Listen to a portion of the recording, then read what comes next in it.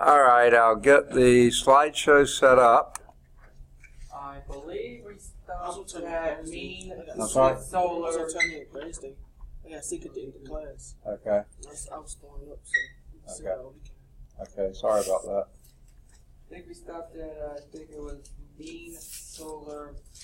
I think it was doing the sun's motion across the sky. We stopped at 24-hour average mean solar time. Okay. I think this is the slide we were on, right?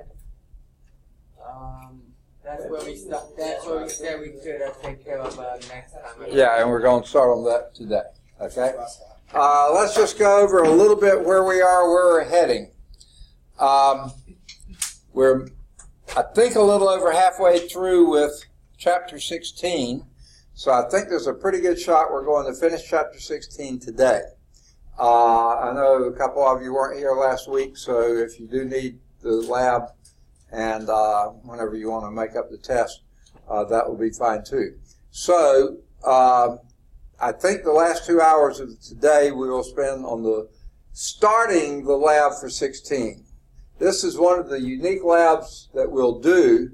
You actually have something you've got to do at home, and it's going to take you a couple of weeks to do it, okay? You're going to track the moon for about 2-week period.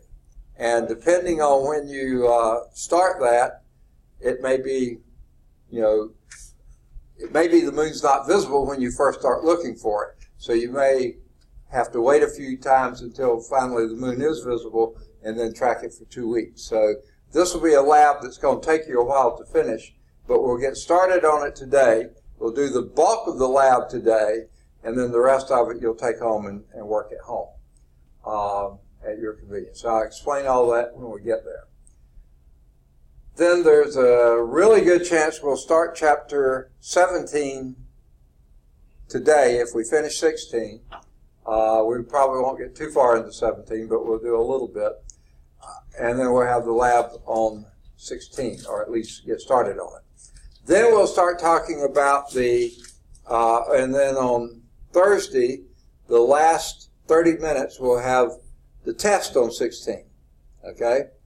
And we'll probably get done with, possibly get done with 17 and have the lab before that test, but we'll worry about that later.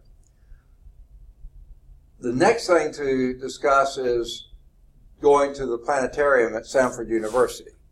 I'm going to start trying to contact them probably tomorrow afternoon. If I have time today, I'll start today and try to contact them and see if we can line up a time for either Tuesday or Thursday of next week. Are either one of those days better or worse than the other for anybody? Tuesday or Thursday of next week we plan to. Okay. I didn't think there was anything going on, which reminded me, I meant to do this before we started today. You'll see posters all over the place. It's Cougar Connection Week, and this is coming up September the 17th, which is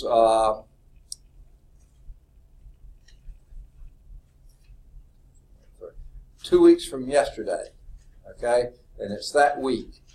Monday of that week, I'm not going to go over all the details, but there's an activity here on Bessemer campus, and I don't see times on the, yeah, there it is. This is a tiny little print here, so it's hard to see. And there's activities on Birmingham campus, okay? Birmingham campus activity is in the morning. The Bessemer activity is at noon. Then on Tuesday, they flip-flop, okay? The Bessemer activity, the activity will flip-flop, but the time will be at 1 o'clock on both campuses. I don't know why that is, but it is. Okay, and then Wednesday, there is an activity on both campuses. And then on Thursday, there's 2 activities on the Birmingham campus. Okay, so it's Monday through Thursday, 2 weeks away. Read the boards. They're a lot easier to read than this card is. Lots of activity. There's places you can volunteer.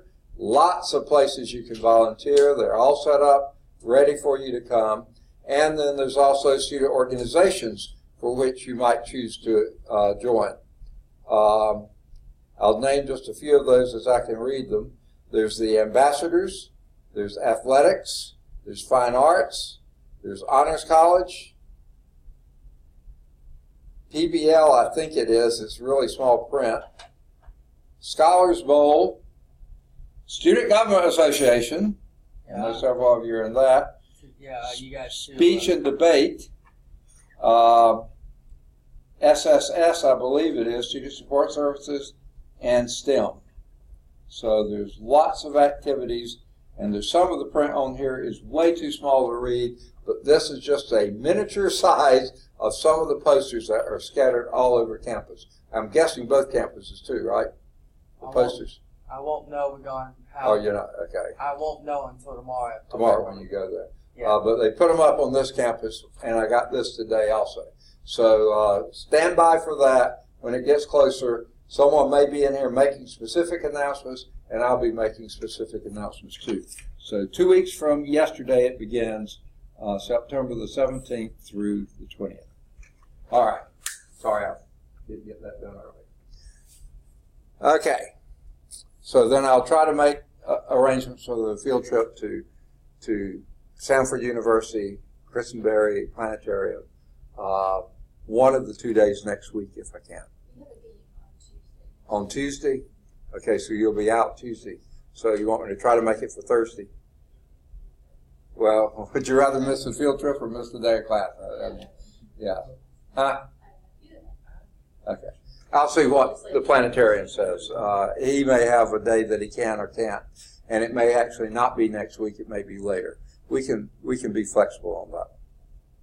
All right. That said, any questions on anything we've done so far or anything that I just talked about?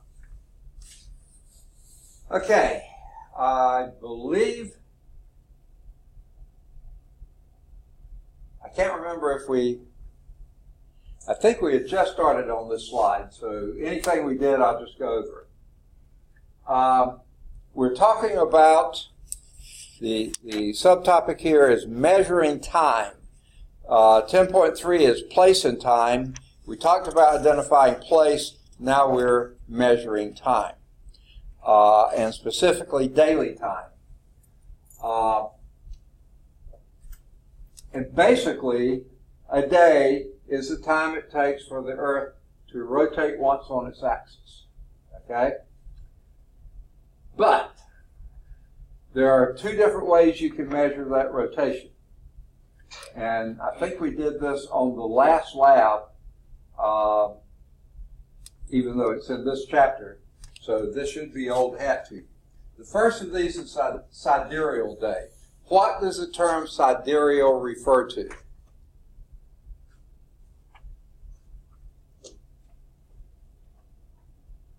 Right here. Stars. Not the sun, some star out there. So here's what a sidereal day is. The interval between two consecutive crossings of the celestial meridian by a particular star. Okay? So let's set up here. I'm facing due north here, approximately. And here comes Demetra.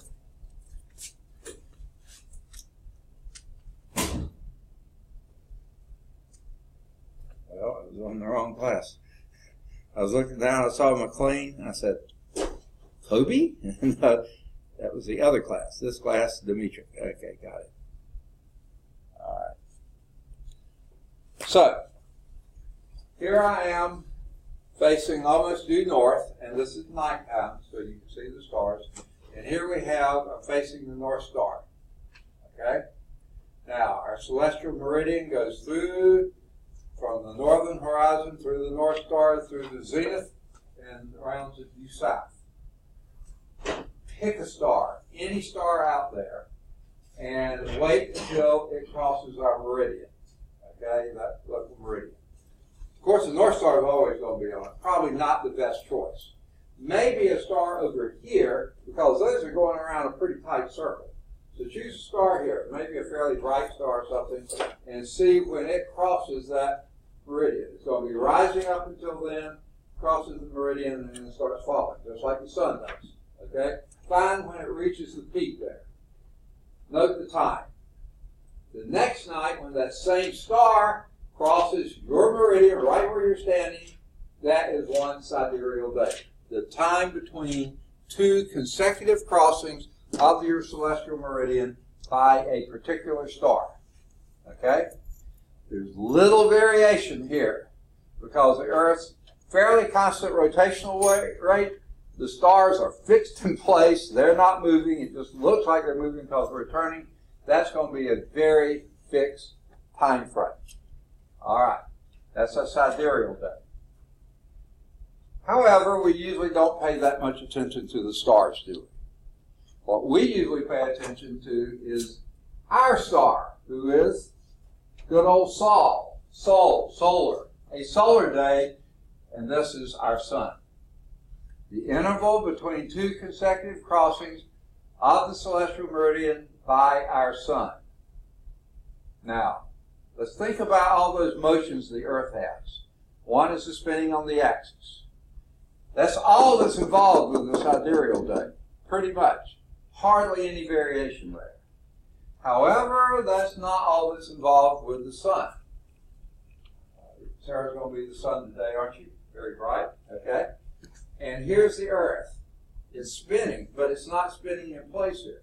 For that star, it's spinning in place, okay? Hardly any motion compared to the star. The star is so far out there. But the sun's right there. And as we're spinning on our axis, and it takes us one day to spin, we're also moving slightly around the sun. So one day, the sun's right here. The next spin, we're spinning one time around, but she's over here now. I mean, the sun's over here now, right? So therefore, we've moved just a little bit further. So a solar day is a little bit longer than a sidereal day, okay? And there's also variation in it, because there's sometimes early July, we were as far from the sun as we'll ever be, so that we were moving a little more slowly. So in early July, the solar days are a little bit shorter than they would be in early January, when we're closest to the sun and moving a little faster, so we'll go more around the sun, so we have to twist a little bit longer. So the apparent solar day is the interval between two consecutive crossings of the celestial meridian by our sun, but not only is our spin involved, also the revolution about the sun changes the Earth-Sun orientation each day, and every day it does that, there could be a little more variation in it. And Ishmael is here. If I can find you. There you are. All right. So that's why the revolution around the sun changes the Earth-Sun orientation a little bit each day. It's about 4 minutes longer than a sidereal day. That 4 minutes is what it takes us to turn that extra degree after we've moved around the sun. You did that calculation on the last lap. That was one of the calculations you did, found it was about 4 minutes longer. So we find out that total, an average apparent solar day is about 23 hours, 56 minutes, and 4 seconds long. Actually, sorry, that's a sidereal day. They put this on the wrong slide, on the wrong part of the slide. This should be at the bottom here because the apparent solar day is 24 hours, and you notice that's about 4 minutes difference. Not quite. 3 minutes and 56 seconds difference. So this is how long a sidereal day is. A apparent solar day is average 24 hours. That's sort of fixed, okay? So that's the 4 minutes shorter sidereal day. Does that make sense? The why and the wherefore? Okay, everybody got it? All right. Now, this we also did in the last slide, last lab. So these labs sort of intermingle quite a bit. This is called the equation of time. It's also called the sundial, and there's one other name, and we'll get to that in just a minute. But this traces yearly variations between apparent local time and mean solar time. Remember we did this on the last lab? And y'all were reading this chart and finding out how far before or after noon the actual crossing was. And this is that appeared as a figure 8. And it says on the floor. And what they mean by that, if we could, I'm not going to, take all those trees out of there. Okay? They're blocking us from the sun. But if we could take all the trees down and block all the windows, except for a little bitty hole somewhere in the window, the trees are out of there, they're not in the way anymore, little bitty hole, say we have black plastic over the windows and just one little bitty hole somewhere up there, and then at local noon, when the sun crosses our local meridian, okay, noon every day, we mark the spot on the floor of where that sunbeam came in. Okay? Marked it on the floor every day of the year. We would do this figure 8. Okay? And let's see. I think they'll show the figure 8 in the next slide. No, they don't. They show something that sort of has part of the reason for it, but it's not the same thing. Okay? Now, there's two effects here.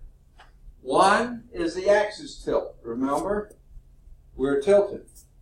And right now, we're a bit before our vernal equinox, our autumnal equinox. In a few days, just a couple weeks, we're going to be right at the vernal equinox. Okay? We're just before that now, so we get a little more sunlight than we do darkness. On vernal equinox, it's 12 and 12. And then after that, it'll be more darkness, less so. That affects the local noon too, the axis tilt, north-south motion. Okay? Where is the sun relative to the celestial axis? Right now, it's a little bit south of the celestial axis. On September 21st, it'll be right on the celestial axis, and then after that, it'll be below it. So that's one of the tilts that this kind of indicates this. This was 21st June here, the sun directly over the Tropic of Cancer, right there, okay? And then on September 21st, we'll be right there. The sun will be right over the equator. And on December 21st, the sun will be down here, okay? And here's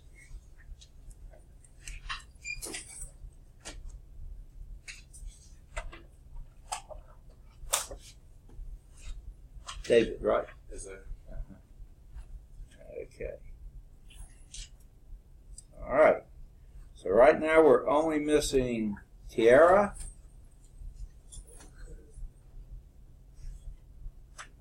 Unstecity, and Max. Okay? Okay. And then later on, this will be March 21st when the sun crosses the celestial equator again. Okay? Those are, and we're every day in between. So our axis tilt attributes, the figure 8 will show that in it. Okay? This equation of time. We'll get the other name in just a minute. Okay? If anyone remembers, tell me what the other name for this equation of time is, figure 8. We did it in the last lab.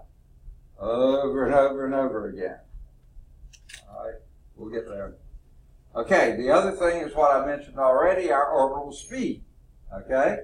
There's some east-west variations then, depending on whether we're speeding up, slowing down, that type of thing. And that is determined by how close we are to the closest point, which is in January, or that over here, the furthest point in July, early July.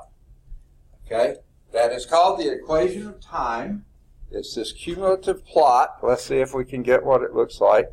This is not quite it again. This is done horizontally.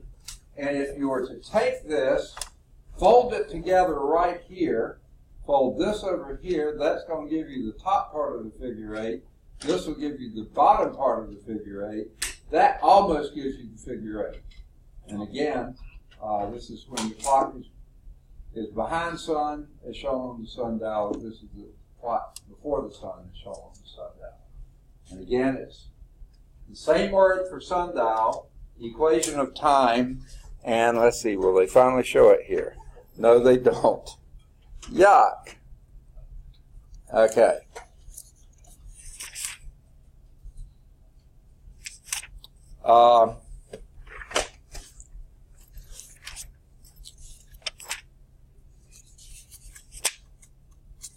Well, I thought they were going to show it, and they don't even show it in the book.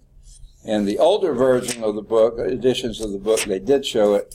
They don't in this one. Like I said, the closest you can come was folding that at the intersection there. That closely gives it to you. But the other name for it is the analemma. A-N-A. I will write it down. It's up to you. Okay, let me get my pen set up. It's also called the analemma. Okay, equation of time, analemma, and technically it's another sundial. It's not quite the one that you see in your book on page 416, but it's the other kind that actually gives you all the information you need. The north-south axis tilt, that is the declination of the sun, you read off of it. Remember, we did that in the lab. And then the east-west deviations were the ones you got when the sun is before noontime or after noontime. Here it's above and below the axis, then it'll be right or left. Okay? But it's also called the analemma. Yes? Will both terms be used in a test quiz or just... Well, if it's... You need to recognize that they mean the same, but if you do have, say, a blank or something to fill in, any one of those would work. Equation of time, analemma, or you could say a sundial, but I would tend to put one of these two. These tell a little bit more. Sundial can mean several things. The analemma and the equation of time, that's that figure 8 that we did in the lab. And for those who didn't get the lab, at either break time or sometime, get the lab from me and I'll give it to you. I think you can listen on this YouTube video and get every answer you need from that. Because I tried to talk really loud and close to the computer, so I think you should be able to follow that. Or get with a classmate who hasn't turned his or hers in yet, and you can go with that. Now, there are some example questions here that are pretty interesting, and just for the interest's sake of them, I'll go over a couple of them. How many solar days are there in a year? This isn't one in the book, I'm just asking you that. 365, technically in a quarter, or approximately a quarter. How many sidereal days in a year? Okay. And they show you how to do the calculation, and you can certainly do it to your heart's content, but there's about 366 days, okay? Just about 1 day longer, okay? Awfully close to 1 day longer. Very, very close to 1 day longer. And the reason is, you see, remember we turn just a little bit each day. That's about 4 degrees each day. And by the time we've made it all the way around for a year and gotten there, we've completed one additional spin. So a sidereal would measure an extra day that the solar day didn't, because the solar day is a little bit longer, 4 minutes longer each. Okay, now the leap year comes from another reason. That's why I said 365 and close to a quarter of a day. That's where the leap year comes from. Okay, it's not measured by sidereal. It's measured by it's the fact that we turn just a little bit further. It's not an exact number of days in a year, and we'll get to that in just a little bit. The next question here is how many. Okay, there's another one, another part to it. What is the age of a 20-year-old person in mean solar days? and that's just multiplying 20 years by 365 and a quarter, basically. And he would be, let me see if I can find, let's see, age in mean solar days.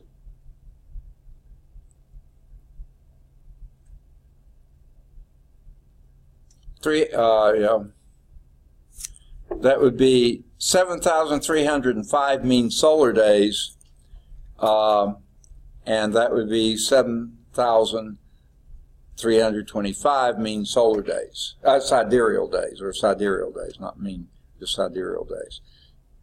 I don't know, these are just interesting little things, nothing crucial there, so don't sweat it at all. And then how many sidereal days are in one sidereal year? That should be the same number. They actually have one more day. I'm not absolutely sure why is that either. So anyway, nothing of any great interest. Here it is in the book, but again they show it horizontal, not vertical. And the one in your lab was vertical. Okay. Again, if you take this and folded it over here, over there, you see this will go here, this will go there. That almost gives you this sort of in reverse. And these show you the years. You're farthest from the sun in July, so it's moving more slowly, so the figure 8 is not as fat here. You're closer to the sun in early January, so this is why it's fatter down here and closer here. So there's that figure 8. The one we did in the lab had it standing upright.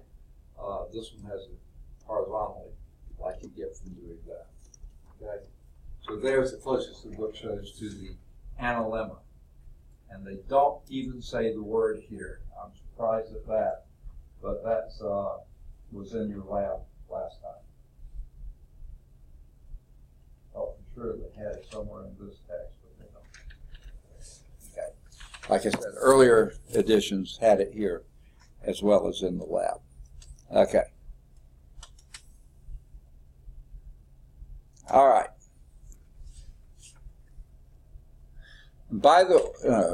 Sorry. Before we get to time zones, on page 419, there is a Science and Society little blurb there in light green, and basically it's talking about, I believe it's daylight savings time. Does this save you any time? No. It's still the same number of hours in a day. What it does, you spring, yeah. Like daytime savings, daytime savings is something like when the time goes up, but then when it ends, it just goes backwards. Right. So you gain an hour at one time of year, you lose it back in the other time. Because of the season, like when it gets to the winter time, like either fall, winter, it will end. Right. Because it goes backwards. Right, exactly. So coming up soon, now I believe it'll be sometime in October, we will actually fall back. We'll turn our clocks back, gain the hour we lost in the springtime again. I believe that's probably going to be in the second probably either the first or second Sunday in November. That will November? Okay. Yeah. It was either late October, early November. I couldn't remember. Because when it ends, that means the nights will be longer and the days will be shorter. Well, that's going to happen no matter what. What happens is we turn our clocks sort of to catch that better. And what I always say, and I'm sure people argue with me on this, I say it so the bankers can play golf longer in the afternoon in the summertime. And I'm sure they don't agree with that, but people, you have more daylight hours after you get off work because you advanced your clock. So you go in earlier while it's still dark, and you get out while there's still plenty of daylight left. Now, a lot of them blame it on the farmers. The farmers don't care. If the cows need to be milked at a certain time of day, whether it's you advance the clock or moved it back, they're ready to be milked, and they want to be milked, so you just have to do it an hour earlier or an hour later, depending on the time of year. There's no, it doesn't depend on them. Other people claim there's other reasons, and some are in favor, some are not. To me, it's a waste of effort, but that's my opinion. You have the same number of days. So anyway, you can read the blurb. If that's what you want to write on, you can certainly pursue that if you'd like. Oh, there it is. It is in the book. On page 420, that the end of that paragraph that's at the beginning of 420, on 419 it says, the cumulative variation known as the equation of time, which shows how many minutes the sundial time is faster or slower than clock time during different days of the year. The equation of time is often shown on globes as a figure 8 shape called an analemma. There it is in your text. ANALEMMA. Okay? And that's what we used in the last lab. All right. Now we're ready for time zones. Okay? Now, again, get my visual aid out. Sorry, I'm limping around today. I pulled a muscle over the weekend, so.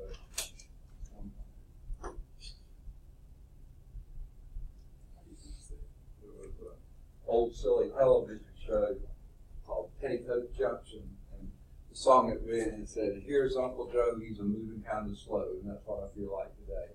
I'm moving kind of slow.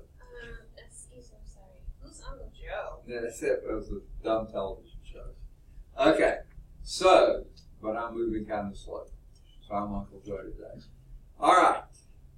Let's just imagine Ishmael's come in. Are you the son or Sarah the son? One of you's the son, okay? Now, let's just pick a point. I'll say Greenwich, England, right here, okay? Now, that's probably about noon for Greenwich, England, because it's facing just about directly to the sun. Okay, over here in Birmingham, Alabama, you probably can't even see us yet, can you? Just barely. It's almost sunrise there. Because we turn this way, and that would be almost sunrise, where it would be noon at Greenwich, England. Obviously, the sun's overhead a different part of the globe every moment of the day, okay?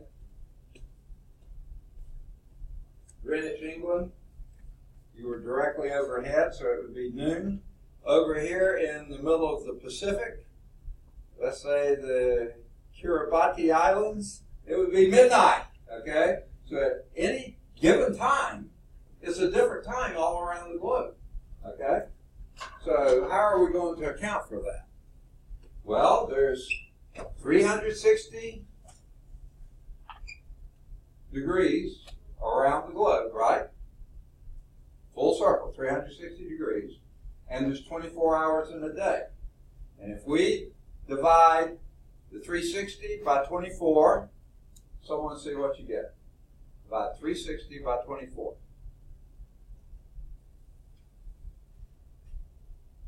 360 divided by 24. 360 divided by 24. Say again? 15.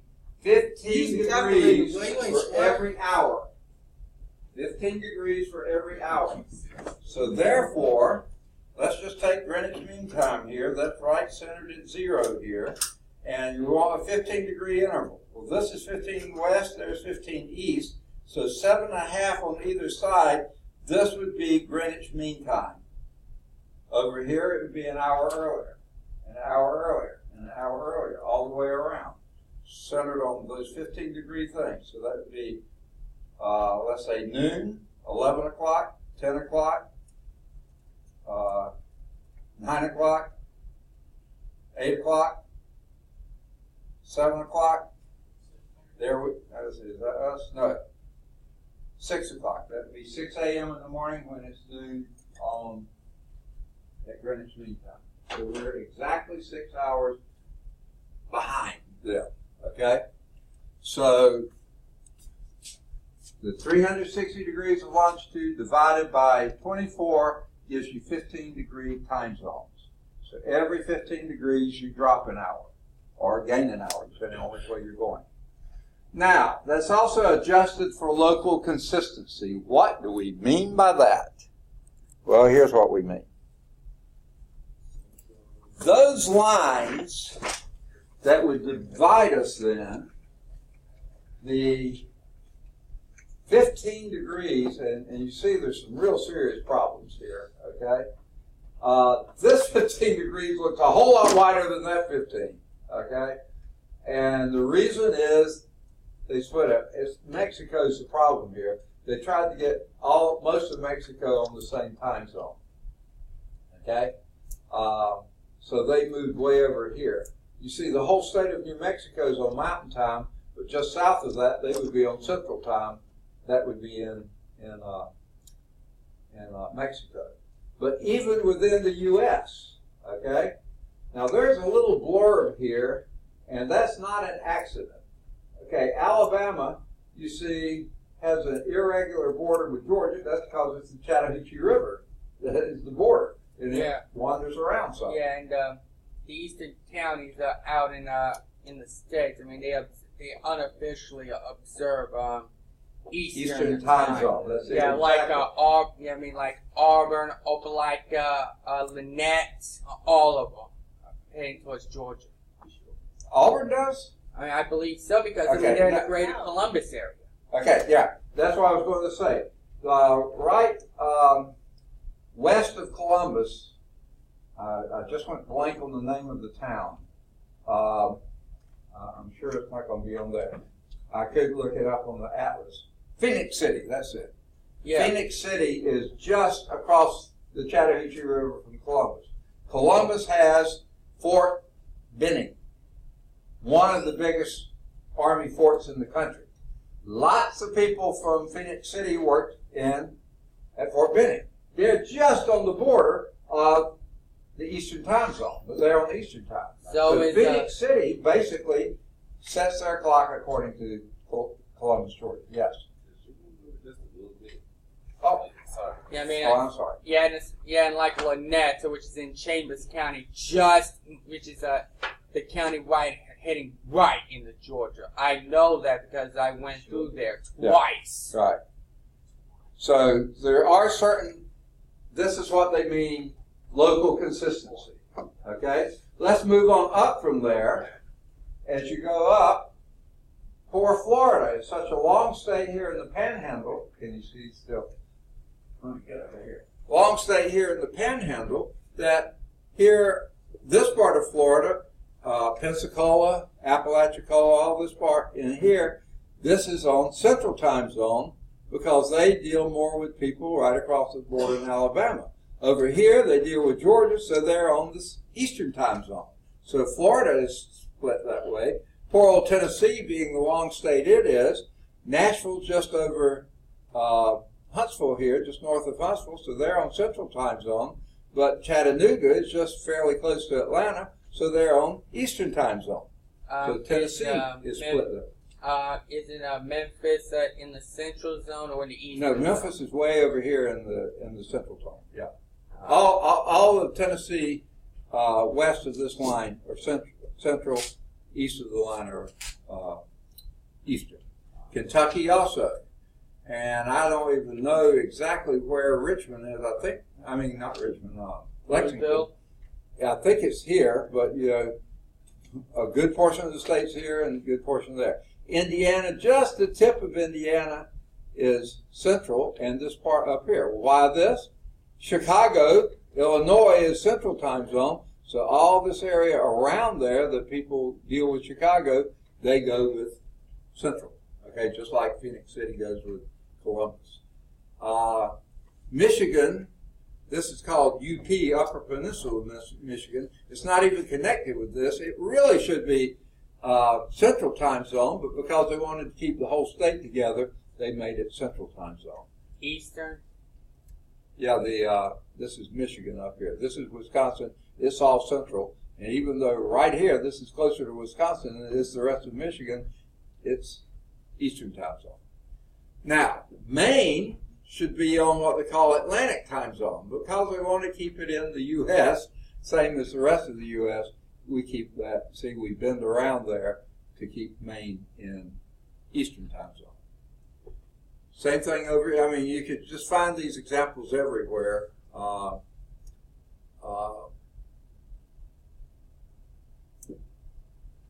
This portion of Colorado, of course, there's Denver and Boulder, and most of the big cities in Colorado are on the eastern part, and so people from Kansas don't come all the way over here to Kansas City.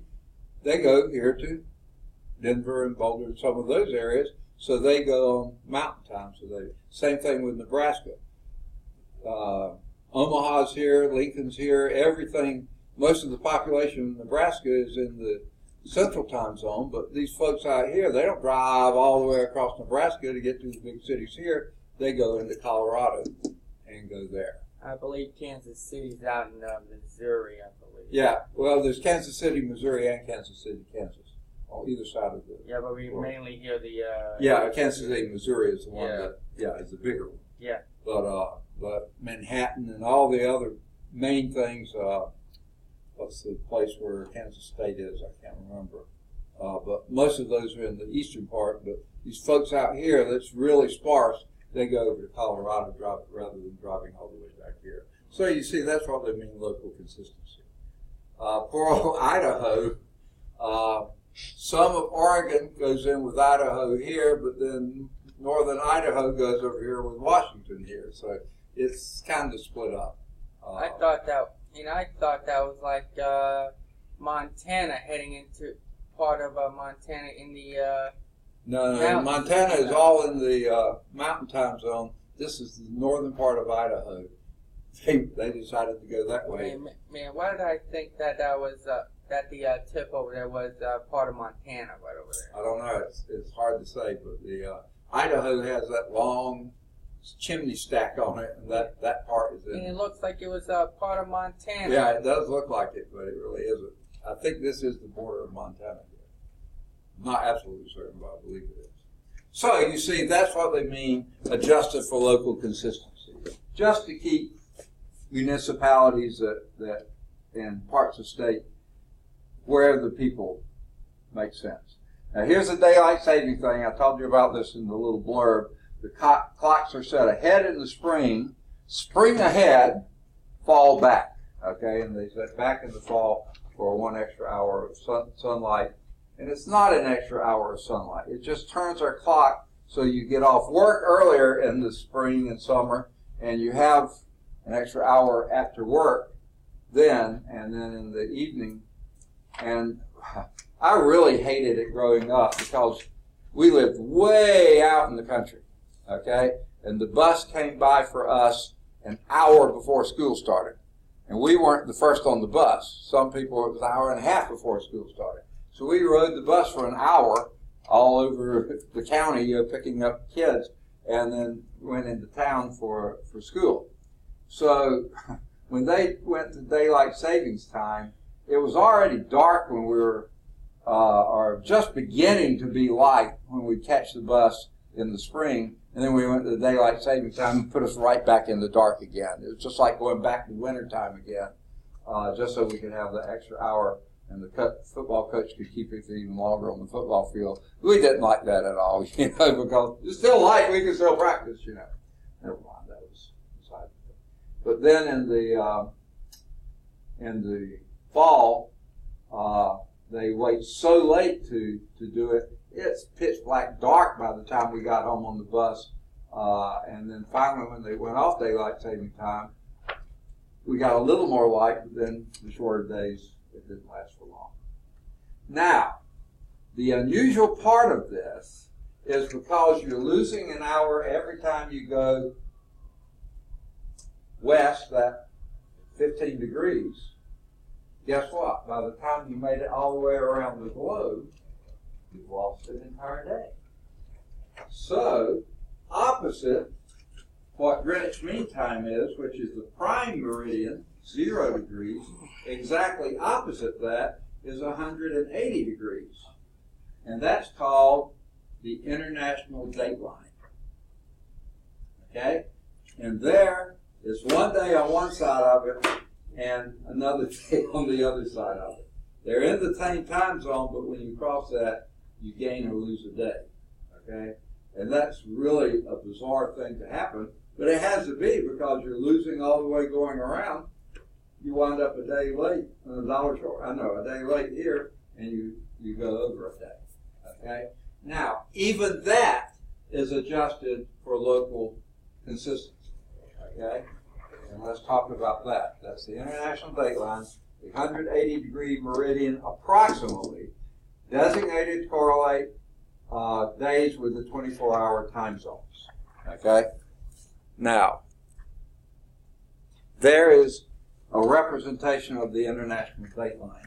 Notice the good news is it's basically in the middle of the Pacific, which is the biggest body of water on the planet.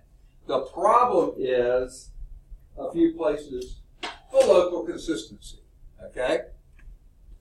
The northern tip of Siberia comes over and crosses the 180 meridian. Well, they don't want this little bit to be one day and the rest of the country on another day, so they jig it over this way just a little ways and go right down to Bering Strait here. So Alaska's on one day, Siberia's on another day. Okay? Really bizarre, but it's true. But then the Aleutian Islands are part of Alaska, so they don't want them, some of them on one side, so they jig back the other way to catch all the Aleutian Islands and keep it on. Then it goes right down the 180 meridian until you get down here, and all the islands that are part of New Zealand, they wanted to be on the same time zone. And then there's another, I don't remember what these islands are called, maybe it's the Kerala Islands or something like that, because they're one, they call it, have a name, archipelago. They want to all be on the same day. Now, in the Navy, there was rumor, and I'm sure part of the rumor is true, there was some island that just sat smack on the international dateline. And supposedly this one guy built a bar on that island and built it smack across the international dateline. And the reason he did that, so half the bar was on Saturday, while the other half was Sunday, and then the next day they flip-flopped. So when it became midnight Saturday and he had to close one side, he could open the other side. And then when it was midnight Sunday, he could open both sides. Yeah, supposedly he did that. I never verified that really happened, but that was the rumor that some guy had done that, so he never had to close on Sunday. Half his bar was never on Sunday. It was Sunday when the other half was Saturday, and the half was Monday when the other half was Sunday. So he could always keep one half open. The rest of the week, both halves were open. So don't know if that really happened or not, but he claimed it was. That won't be on your test, by the way. Okay. Probably the one thing you'll remember. Okay. Well, let's see if there's any of these questions that would be important. How many time zones is Honolulu, Hawaii, behind New York City? And basically they give you the degrees. All you do is subtract the degrees one from another and see how many 15-degree time zones are in between. And that's going to give you a pretty good estimate. Okay? And the same thing with how many time zones ahead of Denver, Colorado, and they give you the, and it really doesn't matter the north-south degrees. It's the east-west. That's the ones you pay attention to. And I may have said 21 north. It's 21 north. Who cares that? We want 158 west for Honolulu, Hawaii, 74 west for New York City. Subtract the two from each other and divide by 15 and see how many you get.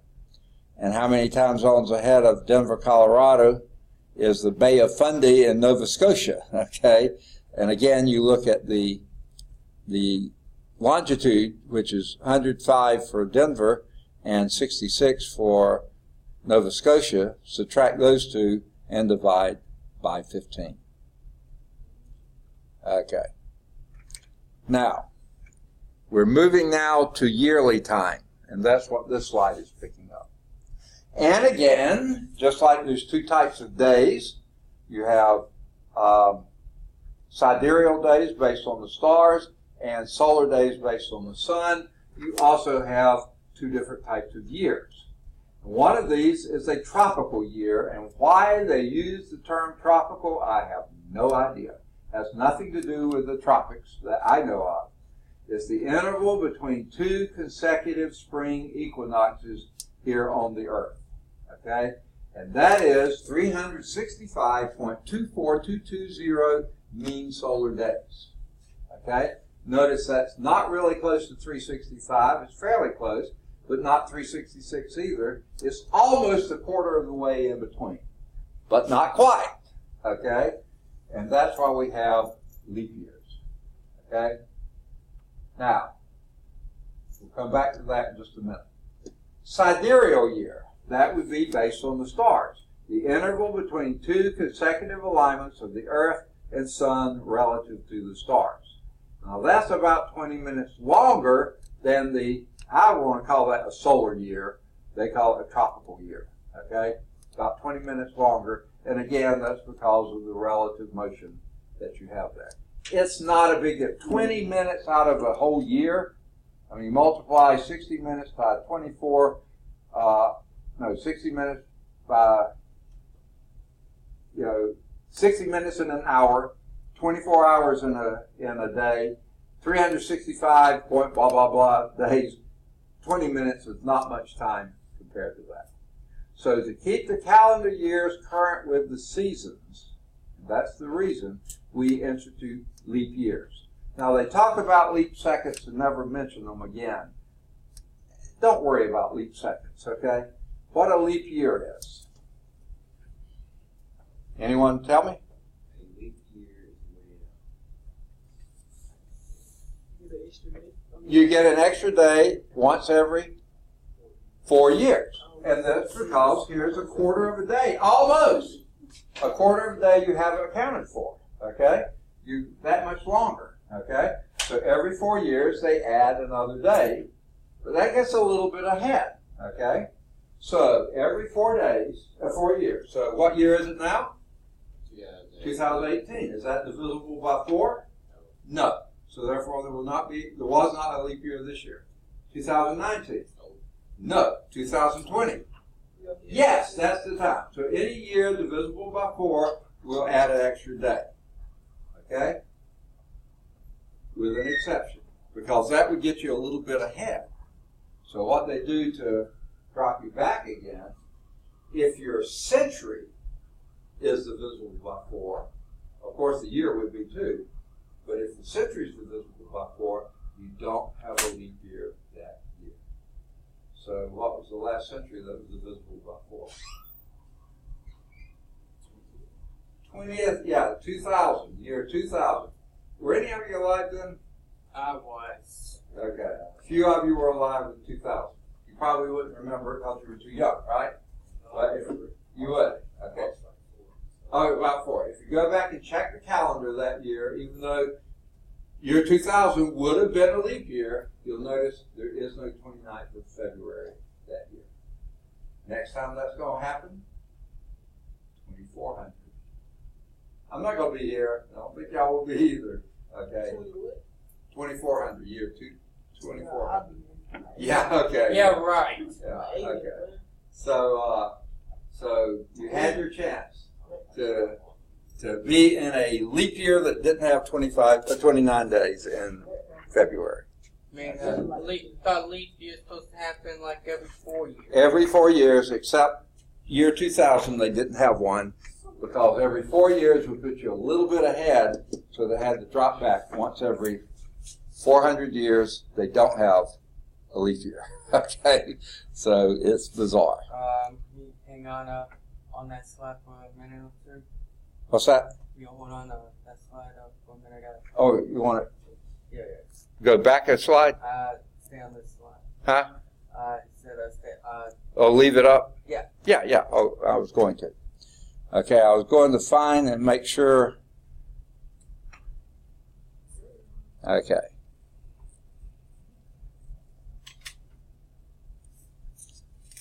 Now, they do a little bit of talking in the book, and that's why I say please read the book, because we can't cover everything that's in the book on the slide set. Now, the tropical year, they do give the reason for it. The word trope is Greek for the word turning. So the tropical year is that, I guess, because the Earth's turning. That sort of makes no sense, but that's what they use. Okay, they talk about the two different types of calendars. For many years, it was the Gregorian calendar, named after Pope Gregory, who came up and sort of standardized it at one time. But then they didn't account for the leap years, so every year spring kept changing, the seasons got off. Well, when Julius Caesar came, they made it the Julian calendar, and that's when they started putting in the leap years. Okay? And what they also did before that, there were only 10 months a year. Okay? And if you think about it, January, February, March, April, May, June, July. Let's see. January, February, March, April, May, June, July, August. Okay? Maybe there were only 8 months. And then they did September, which means the 7th month, October the 8th month, November the 9th month, December the 10th month. That's what those names mean. Up to then, they were named after Roman or Greek gods.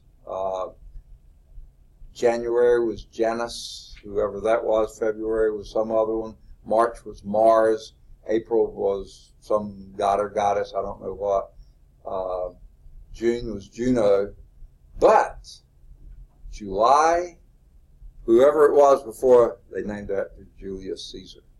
He was the first Caesar, and they named July after him. And then, anyone remember who his son was? Ooh. Julius Caesar's son. Was it Octavius? Before him, Augustus, and there was August. So he named July after himself, August after his son, and then they just named those the 7th month, 8th month, 9th month, 10th month, September. But anyway, that's beside the point. It's not really physical science. It's just sort of interesting stuff.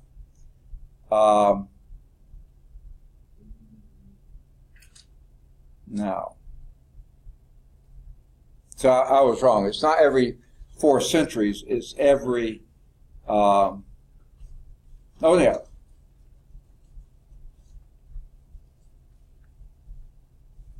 it's every 100 years they skip a leap year. So it's 2100. So if any of you are still around in 2100, not likely, I'm not going to be, okay? You'll see another leap year that will not be a leap year, okay? So every 100 years, every century, not every century divided by, but 2000, 2100, 2200, 2300 will not be leap years. Okay. Another calendar revision will be necessary in a few thousand years to keep the calendar, because that's still not going to be exactly the same match. Okay. So there's yearly time. Everybody finished with yearly time? Yeah. Tropical years, sidereal years. Anything sidereal has to do with the stars.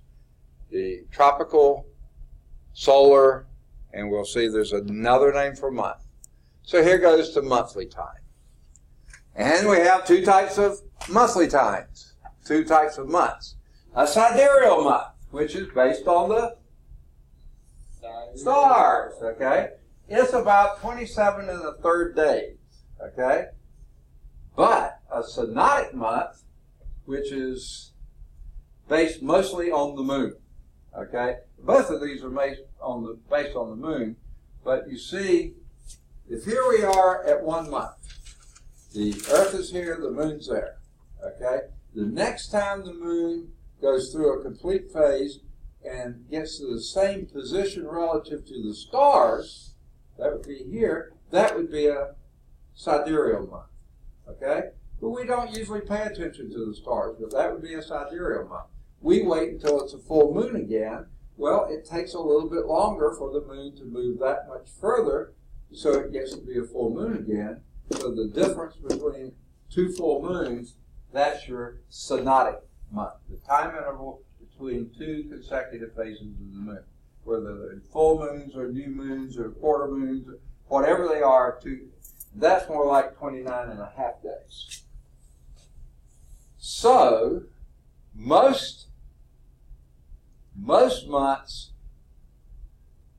you have a little bit more than one cycle of the moon. In fact, every month except February. February is the only month that's fewer than 29 and a half days. But some of the months are 30 days and some are 31 days. Sort of strange the way they did that. But it includes the effect of Earth revolving around the sun and the moon going around the Earth. So this involves two things, okay? The other only involves one, okay? Orbital time measured with respect to the stars. So, are any of you fishermen? Yes. Okay? And do you pay attention to the tides? Or do you do all? That's not a little crabby. Huh? That's not a little crabby. Crabby, okay. So a lot of the estuary fishermen and the deep sea fishermen, they'll pay a lot more attention to tides than we do. Tides we're coming up with this later, but that depends on that. And if you do, and you see most calendars will have full moon, half moon, new moon, and all that on it. Every now and then you'll see one of those quarters of the moon repeated at the top of the bottom, okay? And that's because every month except February has more than the days for one complete lunar cycle. So every now and then you'll have a fifth. And very rarely you'll have in February only 3 of those, okay? Because the fourth one comes right at the end of January and the 1st of March, so it wouldn't be included. But we'll talk about that a little bit later. Okay, so there's your sidereal month, according to the stars, synodic month, between 2 consecutive phases of the moon, which requires a certain lineup between the sun, the earth, sun, and the moon. And that takes a little bit longer than a sidereal month. Not a little over 2 days. All right, everybody got this one? Okay, so now we go into 16.4, which is the moon itself. Okay? Now, there's several features, and we've mentioned several of these before, but several features of the moon. Number one, the moon is the Earth's closest neighbor. Okay? Nothing else is as close in the solar system as close to the Earth as the moon is. We don't want it to be. If it would be, that would be asteroids and meteoroids and things like that. We really don't want them hitting the Earth. So we like the moon to be our closest neighbor. And it is 380,000 kilometers away, which would be, multiply that by 0.6. And that would be about 250,000 miles away. It's a long way. Now, it's characterized by craters. Why would there be a lot of craters on the moon? Same reason there were a lot of craters on Mercury. Same reason there's a lot of craters on... No atmosphere. You're absolutely right. Mars has quite a few craters because it has a very thin atmosphere. Mercury has no atmosphere to speak of. The moon has no atmosphere to speak of. So therefore, it's hit with craters because all those things that come in and burn up in our atmosphere and in Venus's atmosphere, they crash into the moon and Mercury and a little bit more, less so with some on Mars. There's also what they call lunar highlands and lunar maria. Now, there was a reason that was called the maria. They actually thought it was water because it's the dark part of the moons that it actually looked like it could be an ocean or something. It really wasn't. It's an ancient lava flow, and that's why it looked darker. Okay, it didn't look like a river or marine type environment, but it wasn't. It was lava flow, not water flow. The highlands are more like mountains that we have here on Earth too. And the moon has, as we said, lots of craters, no atmosphere. Now, we remember when we talked about Venus and Mars, how the U.S. and Soviet Union both were sort of competing who's going to get there, but they really did share a lot of data too. But on the moon, U.S. dominated. I'm sure the Soviet Union said some things. We had as a target to land on the moon before they did. We made it, so they didn't even act like they tried. There were 12 Apollo missions that made it to the moon. Not all of them landed, but 12 made it too. Several other Apollo missions were getting ready to go to the moon and practice exercises, but they didn't actually go there. Yeah, I mean, one of the ships that did not make it to the moon was Apollo 13, thanks to a spaceship problem. Okay, actually it made it, the spaceship didn't make it back. Oh, it didn't land. You're absolutely right. It didn't land, and they had to drive the module back. Not the regular craft. That little bitty module that was supposed to land on the moon but didn't, they had to drive that back, and that was horrendous. If you ever get a chance, watch the movie. I think it's pretty accurate, isn't it? Apollo 13 is the name of the movie. Mostly accurate. I mean, some say some is Hollywood, of course. But. Yeah, especially the argument they had in there. Okay, but it was a scary, scary time. But they had some pretty good actors in it. Tom Hanks was the commander, and the late Bill Paxton was the lunar module pilot. And Bacon was the command module. Yeah. Okay. So they had some pretty good actors in it, and the story was pretty close to the truth. Like I said, they threw some Hollywood in there. Okay. Now here is a composite picture of the moon, and here are the Maria. These are the highlands. The light colored are the highlands, dark colored are the Maria. It does look like they could be pools of water or stuff with mountains in between. They're not. The mountains, true, but those are ancient lava flows that sort of look like they were marine environments. Okay. Now, the slide that was supposed to be there is not showing up. Before we leave this, there is a little concept supplied, a bigger moon. Why does the moon appear so large when it's on the horizon? And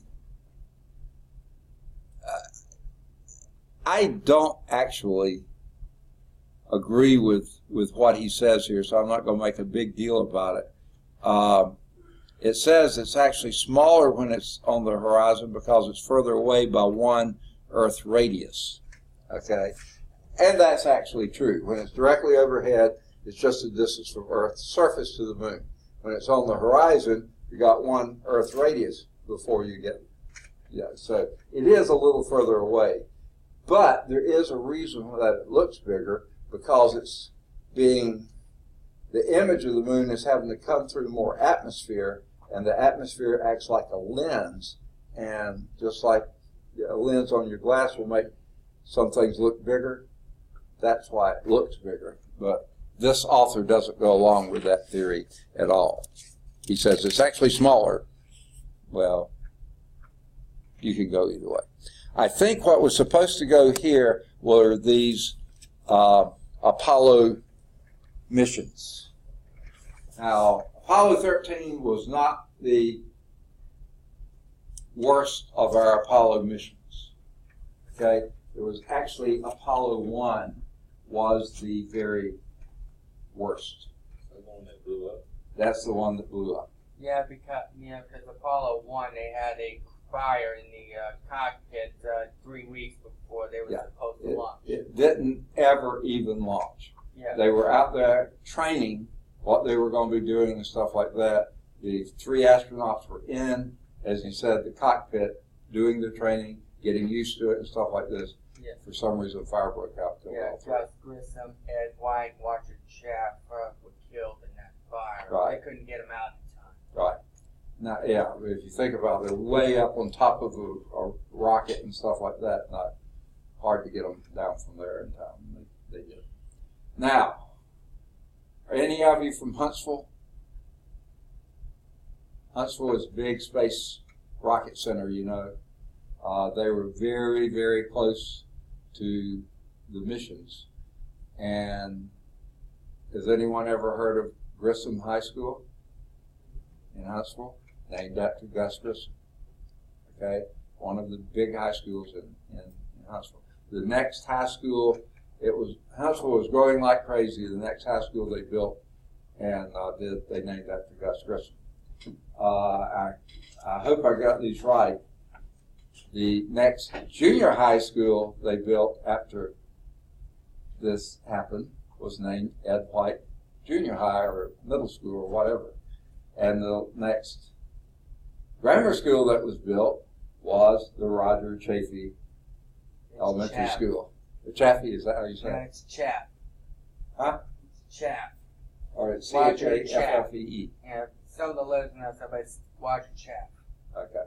But anyway, they named the next elementary school after him. So if you go to Huntsville, and my wife went to 2 of the 3 of those. She graduated from Grissom High School, and I think she just barely got in because they just moved there.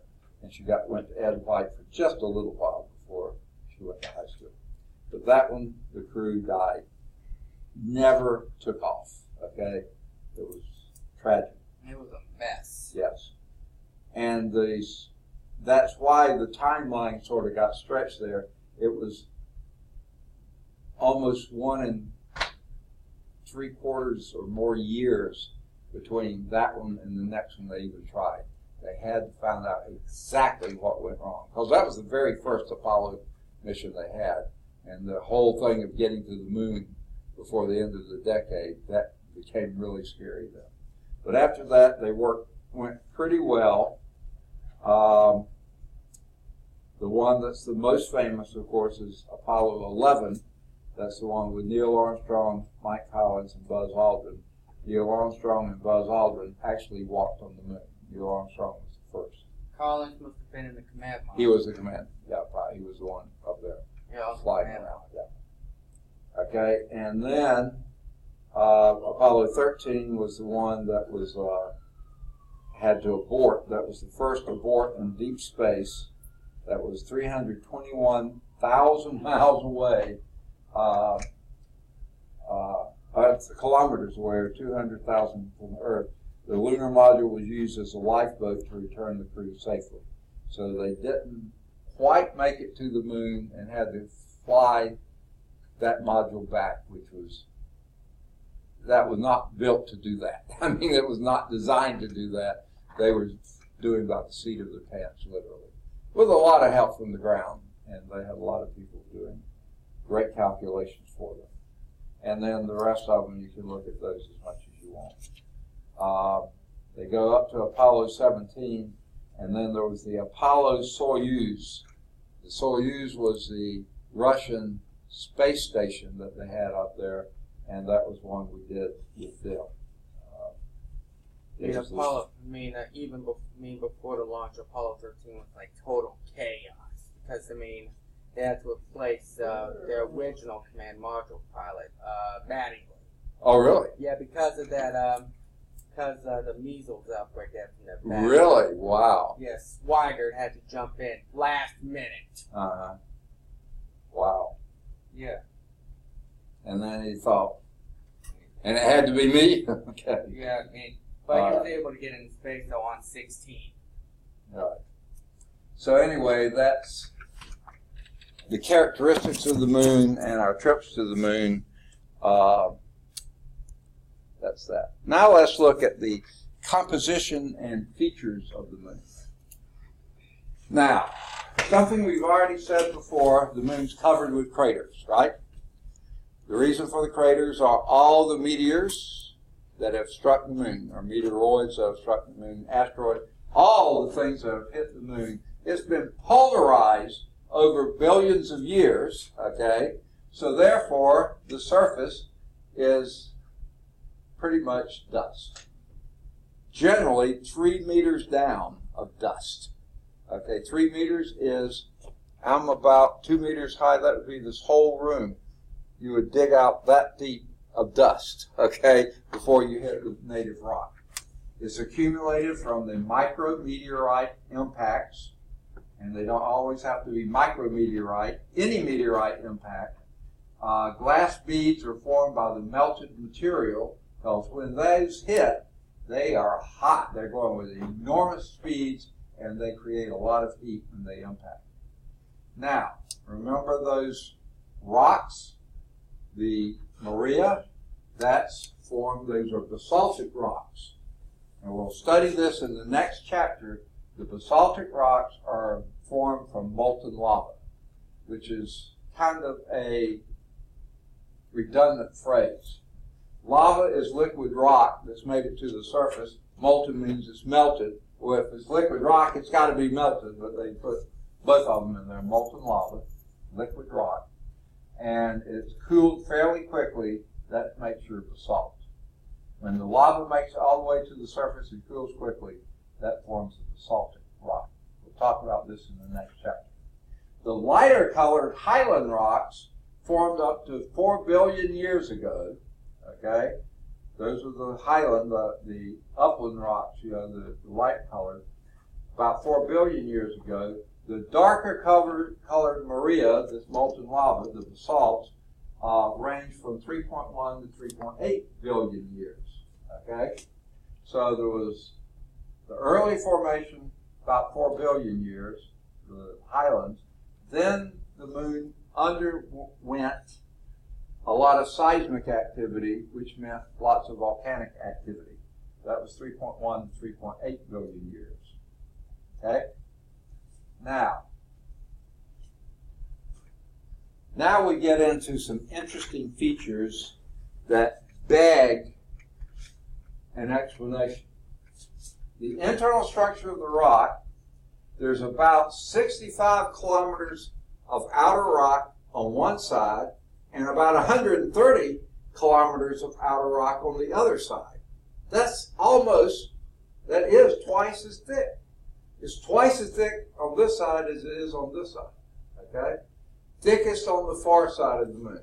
Now, why do we say the far side of the moon? Because the moon only has one side that ever faces the earth. As the moon goes around the earth, here's the earth here. As the moon goes around the earth, the same side of the moon always faces the earth.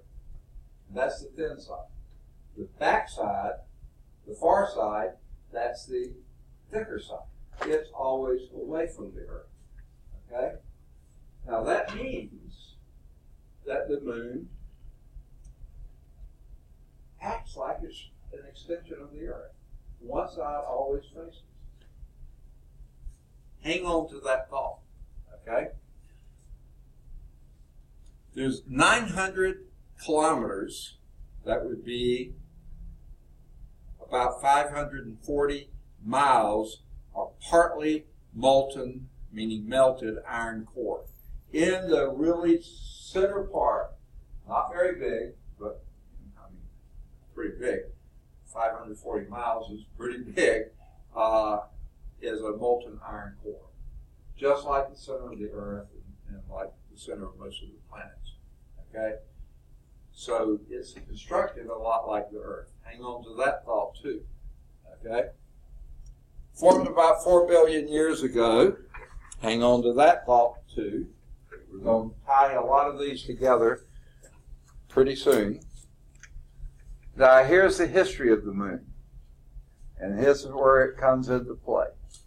Stage one, the origin of the moon. Okay? They think that some enormous object, asteroid, meteoroid, something, collided with the earth way, way back there and broke off a big portion of the earth. And that became our moon. Okay? Now this may have been back so early we were in kind of like they called the protoplanetary stage, or just past that, where the surface of the earth was very hot, probably almost molten itself, some object hit there, split off, took just a huge chunk of the Earth, and sent it out into space, and that is why it faces us all the time. It's really part of the Earth, and it goes around us just as if it were still part of us, okay? So that was stage one. They don't give specific years here. I'm trying to remember if it's given in the book. I don't think so. They just say the origin stage, okay? Now, that was early on. If that were to happen, you'd know there was a lot of heat involved. So that chunk of the Earth that went out there was probably a big chunk of liquid, okay? Maybe some solid matter to it too, but largely liquid. And it still continued a molten surface about 100 kilometers, which is about 60 miles deep. And that lasted about 200, it says here, million years after formation. Okay? Now, if you go back here, notice the light-colored Maria, 4 billion years, and then the upper part of that other 3.8 billion years. What's the difference there? 0.2 billion years, which is 200 million years. So that, I think, is where that number comes from. In between the rocks being formed, the highland rocks, and the volcanic activity, that was that 200 million years. The whole surface was melted, somewhat liquidy type rocks, that hot, and it took that long for it to cool. Okay? The heating was from the solar debris impacts. Okay? Solar system debris impact. This is why I was saying it's very early in the process. Remember when the solar system was forming, there was junk flying back and forth. The sun was, exploding and coming back together and stuff. There was just tons of junk out there. Thank goodness there's not that much anymore, but there is still some, okay, from the solar system debris impact. Stage 3, the molten interior stage. Now finally the exterior cooled, those mountains were formed, you had volcanic activities and the Maria started forming. This was accumulated heat from the radioactive decay. It began, and they got the numbers wrong. The numerical part's right, it's the words that are wrong. That's 3.8 billion years ago, ended 3.1 billion years ago. If you go back here, you see 3.1 to 3.8 billion years. Those billion correspond to what they meant to put, so these are not million, but billion. Now that's my interpretation, but if you read in the book, you see the 3.8, I don't see the 3.1, yeah, they're both in the book. So those are billion. Whoever did the slides messed up. They put million, not billion. I'm sorry, I can't hear you. I said I had to go to a doctor's appointment, but I was going to say, is there another lab that we had got? Because I missed. Okay, let me give you the... Were you here for the first one? Yes, I'm almost finished with that. Okay, well then let me give you the second one. And again, if you listen to the YouTube video, you should be able to hear it. That's what I've been doing. Okay, and then let me go on and give you today's, because I think we're going to get to it today. And again, listen to the YouTube video. Yes, I have the first one. I'll tell you this. Okay. All right. How are we doing on time? I didn't take my watch out. 2:47. Okay. All right. If we can get this finished by 3:45, we'll be ready for the lab. I think it will work. Okay. So those are billions there. Stage 4, again, this is what we're in now, cold and quiet. From 3.1 billion years ago, not million, billion, and in your book you'll see that's right, billion years ago to the present, very little has happened. Very little. The surface is scarred by micrometeorites and meteorites, craters, all that stuff's been happening, but the internal stuff, that's calmed down. Now, I still occasionally will hear of them talking about moonquakes, like an earthquake here. So there's evidently some plate tectonic activity going on the moon, but it's pretty minor. And I don't think there's very much, if any, volcanic activity that's going on anymore. Everything's pretty stable. And it's been that way for most of the moon's lifetime. In the early, it was lots of activity, but since 3.1 billion years. And I mean, it started something 4 billion, 5 billion, something like that, whenever that impact with the thing was that broke it off from the sun, from the earth. Okay? So that's the history of the moon. Now let's consider the Earth-Moon system. 16.4 was just talking about the moon. Now we're going to talk about the Earth-Moon system. That's on 16.5. 16.5, and that begins on page 46. 426, I'm sorry, 426. Okay, now, I've said this several times before, and I think most of the first two chapters, I'll say it again here. Our moon, relative to us as Earth, is the largest moon in the solar system, relative to the size of its star. Sure, Jupiter has 4 moons, at least 4 moons that are bigger than our moon. But think how massive Jupiter is. And those moons aren't that much bigger than our moon. I mean, I don't think any of them is even as much as twice as big, whereas Jupiter is 380 times bigger than we are. So the planet's huge difference, the moon's not much. So the moon-Earth mass ratio is the highest in the solar system by far. And that's why, I mean, part of that reason is probably that it was part of the Earth that separated off. And if you think about it, Mercury has no moon, Venus has no moon, the Earth, probably the only reason it has a moon is that huge collision that happened more than 4 billion years ago, broke off part of it. Mars, yeah, has 2 moons, but they probably were asteroids that got picked up by Mars. So, yeah, don't know for sure. But our moon, I think, was intimately part of the Earth at one time. The diameter is a quarter of that of the Earth. That is huge compared to other moons. Most moons are just minuscule compared to the planet. Now, the mass is not nearly as big as 1/81st that of the Earth, but that's still a huge mass ratio that we have. Okay? It is large enough to affect the Earth's orbit. Okay? I think I mentioned this to you before. Here's what it means. The Earth is moving around here around the sun. It's going to be Ishmael, right? It's the sun. Moving around, but it doesn't just move like this because the moon's going around the Earth. That makes the Earth go back and forth around, not around the moon, but it wiggles and jiggles and jollies the Earth. Not much, but a little bit, because it's such a huge mass. You know, not that big, but enough to make a difference. Okay? This figure, I think, illustrates that.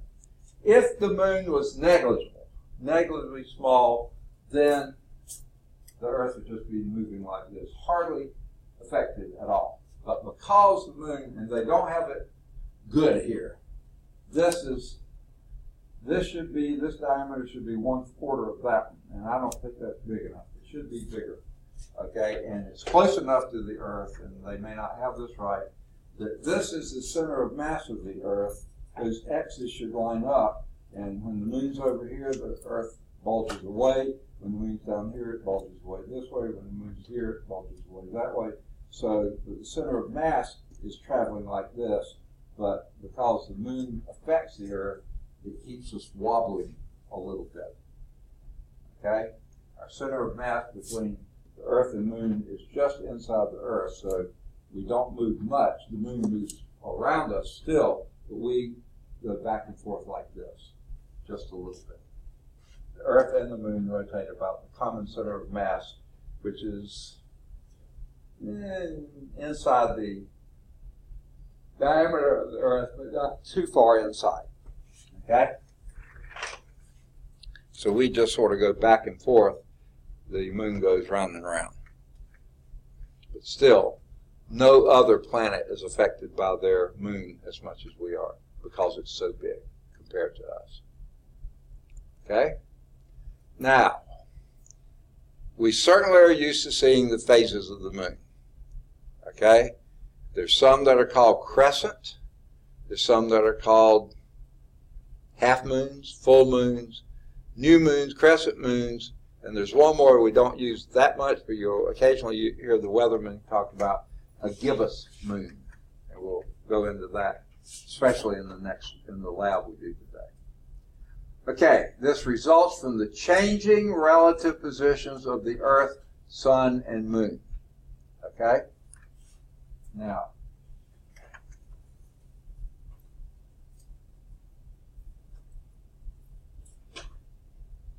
here I'm going to line Birmingham, Alabama to midnight. Okay? You can hardly, we're as far from the sun as possible. Okay? So we're in the middle of the night here. Now the moon could be anywhere around us, right?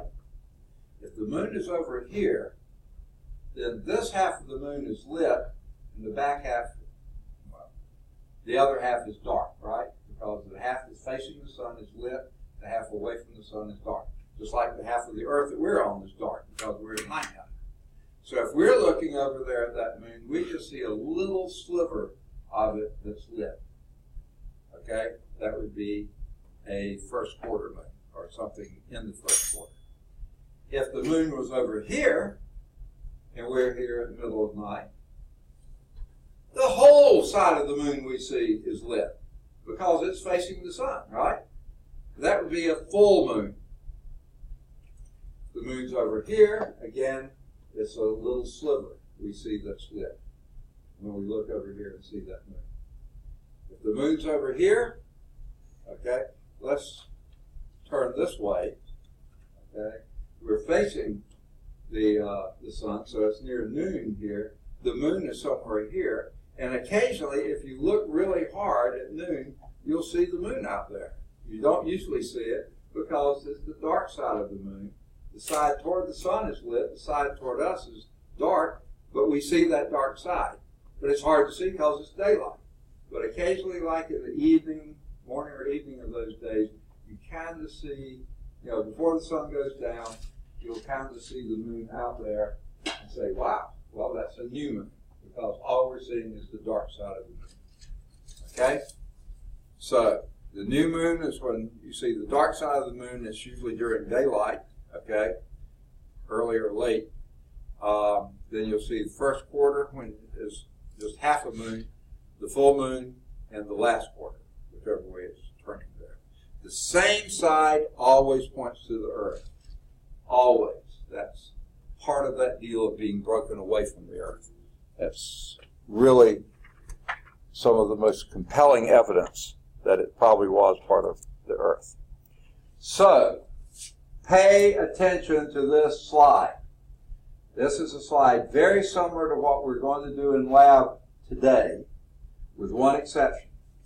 In the lab today, the sun's over here, and the Earth and the moons are around it. Now, these moons are way too big. Remember, the moon's supposed to be a quarter of the diameter of the Earth. These are closer to half or greater than half. But you see, the side of the Earth toward the sun is lit. The side away is dark. Every moon, no matter where the moon is, every moon, the side toward the sun is lit. The side away from the sun is dark. That's going to be part of the first thing we do. I'm going to talk a lot about what you do at home, but then when we actually do the part that we're going to do in class, it's going to be based on this figure right here. Only it's going to have some extra moons in here. It's going to have 8 moons rather than 4. They're just different locations of the moon relative. Okay? So pay attention. This will be a noon moon because we here on Earth see only the dark side of the moon, and you basically don't see it because it's daylight, okay, when you're looking at that. but occasionally toward evening or morning, you'll see that dark side of the moon. You just see the moon up there in a shadow kind of, okay? When it's up here, or down here, let's do this first. The moon's going around like this. This is the first quarter moon. There's the full moon. There's the last quarter moon. These are both what we call half moons, because that's exactly what you see. Here you see the dark side. Here you see exactly half moon. And over here you see a full moon, because you see the whole lit side of the moon.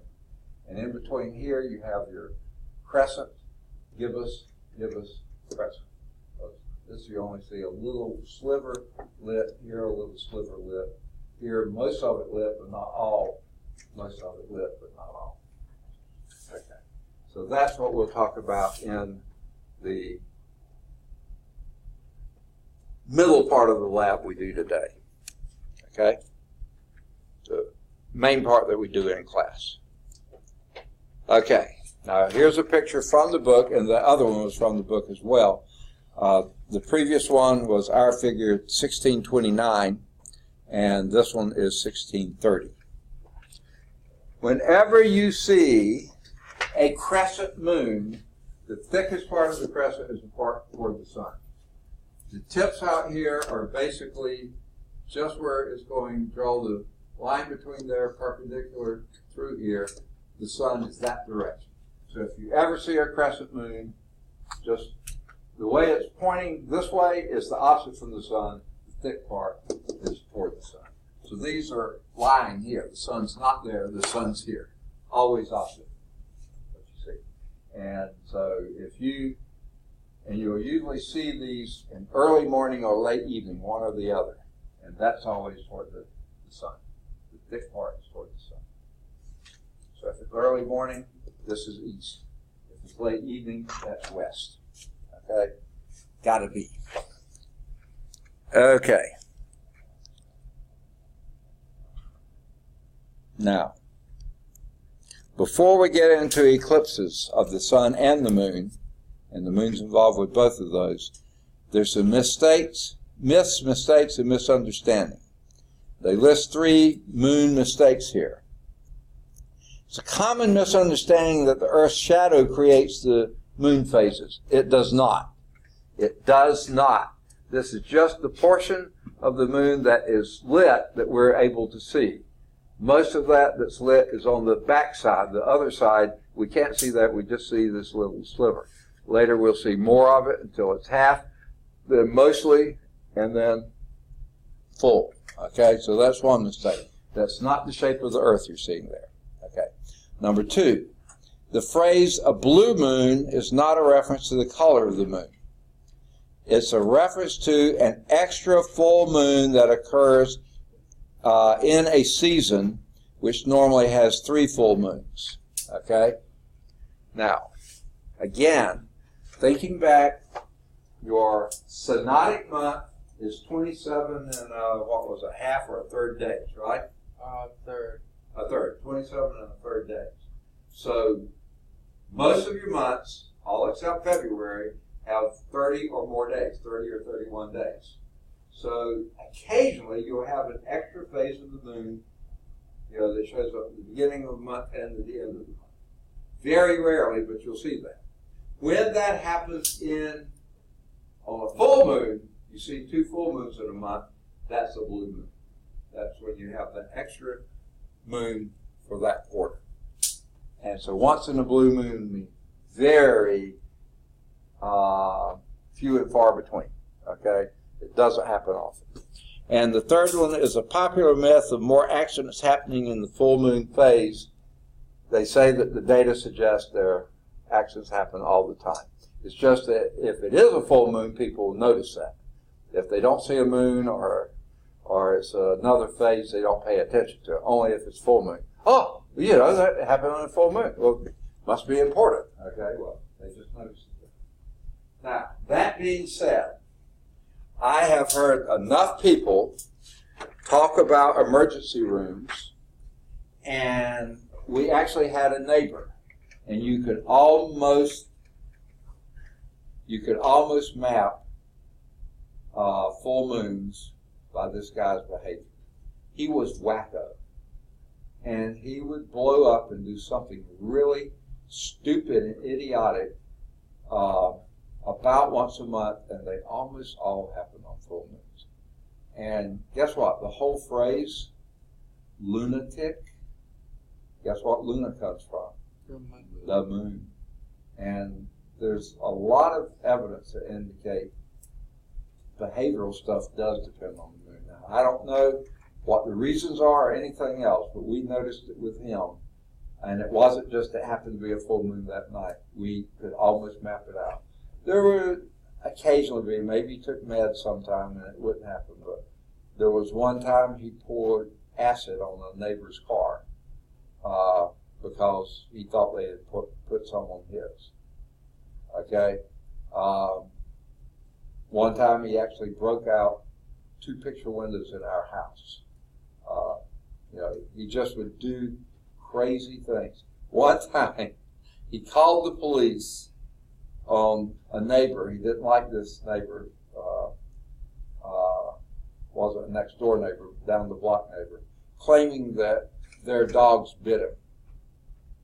Well, it was known by all of us on the block that the neighbor had not been home all day because their dogs were up on the balcony of their house barking because nobody was home.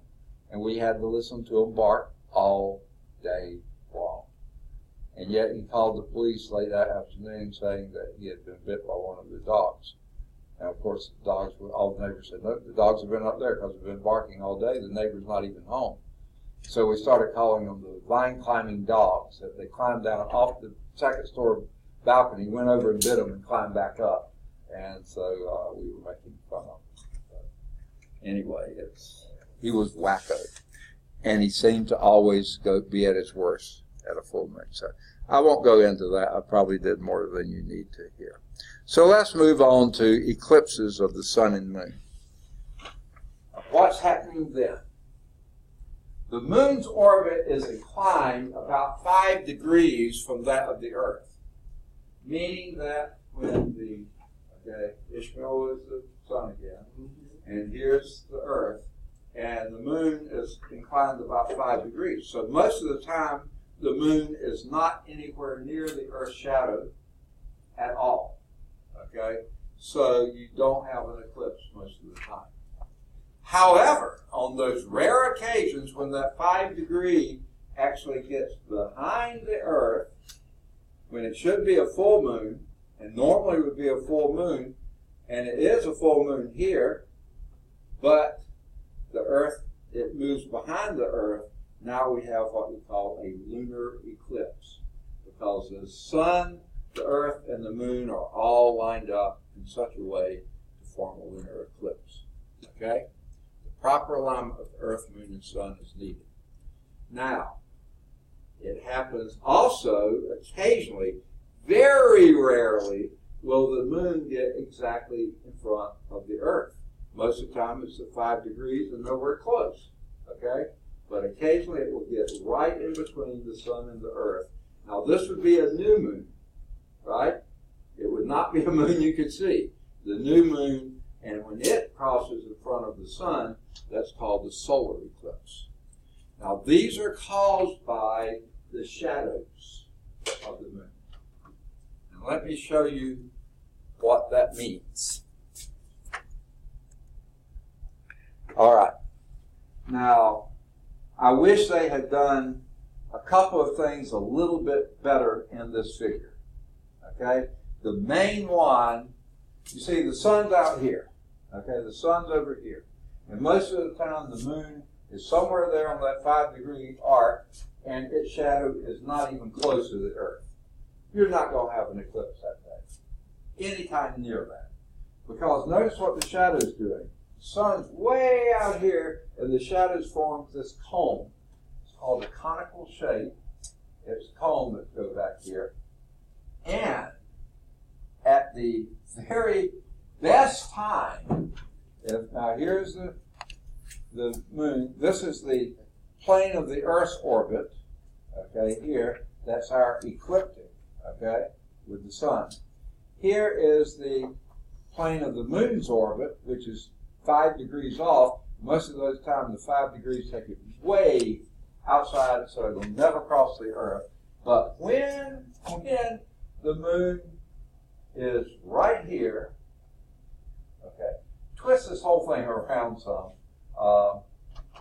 Have this whole thing twist this way a little bit, and the moon crosses the Earth's ecliptic here, and that shadow here barely touches the Earth. The moon is so small and so far away, it's usually only the very tip of that cone that could brush around the Earth. Okay? That would be, that narrow band there would be your solar eclipse. Yes? I was about to say, if you can move to the other side of the board for a minute so I can write this stuff down. Okay. Oh, okay. You mean over here? Yes. Okay. Now, understand that my voice won't get picked up by the microphone as well over here. Sorry. Okay. So what I think I'll do is try to, well, no, while I'm here, I'll go do this. Okay. So let's say that this is it, and the sun's here. So twist the shadow around a little bit. And when that shadow just barely touches a little band around the Earth, that's when you have a solar eclipse. Very rare, and very little parts of the Earth will happen. Remember last fall, in October, there was a band that I think started in Oregon and came down through Nashville, Tennessee, and made its way out, and those folks got to see a total solar eclipse. I believe that was on the first day of the fall semester last year. Okay, it was early because I was teaching this class, and it was very early. We hadn't even gotten to this point yet. So yeah, it may not have been. It may have been early September. It was or late August 20th. August. Okay, late August. I think you're right. Yeah. Late August, and it happened. We were just outside the band. The band went through, like I said, Nashville, Tennessee, and probably only, I don't know, 15, 20 miles inside that band, you could see a total solar eclipse. We saw a partial solar eclipse. We just got a little bit of that shadow. Okay? Didn't hit us directly, but most of it. What about the solar eclipse that happened in 2017? What's that? The solar eclipse that happened in 2017. Yeah, that's the one we're talking about. Okay, August, late August, about this time, a little bit earlier than this, that time. Because I took the class out to see it, but I couldn't describe it to them until we got to this chapter, and we were just a little bit short of that. And when we got here, we could talk back at it. Now, what I wish they had shown in this figure is this. And I can't draw this well, so endure here, okay? If you could imagine the shadow of the Earth here, okay? Now, that's not a very good drawing, but now, number one, the Earth is much bigger than the moon, right? So it's going to cast a bigger shadow, and the cone is going to go a lot deeper, okay? Well, when the moon moves around here and gets in the shadow here, that's when we have a lunar eclipse, right? Now, I wish they had shown that there, and then picture the moon on the backside, and when they line up back there, there you have a lunar eclipse. Now, those are going to be much bigger areas of the Earth will see that. That would be when it's a full moon, because the moon normally would be bright, all of it being hit by the sun, but then it gets in the Earth's shadow, and it stays in there only for a number of minutes, maybe 30 to 40 minutes, and then comes out. Other times it'll be less, but it'll only be partial eclipse. But that's when you have a lunar eclipse, when the moon gets in the Earth's shadow. The solar eclipse is when the Earth gets in the moon shadow, and you see solar eclipse. So here's what we're talking about. Now the next slide is going to show the two different types of shadows. Okay? So that's the alignment. I wanted to show that while we could. That actually is doing this down here. Let's talk about the two types of shadows. And here's what they are. Let me erase my drawing here. Actually, it's not in the way, so I'm going to leave it alone. Oh, leave it alone there, okay, because I'm going to come back to it. So here's the sun, there's the moon, and there's the earth. Now this time they have the moon. Well, there's lots of things wrong with this picture. Number one, the sun's not nearly big enough. The moon is too small, and the earth is way too big, okay? And the relative distances are wacko. The sun should be way out there, 93 million miles away, and the earth is only, and the moon is only, what did we say,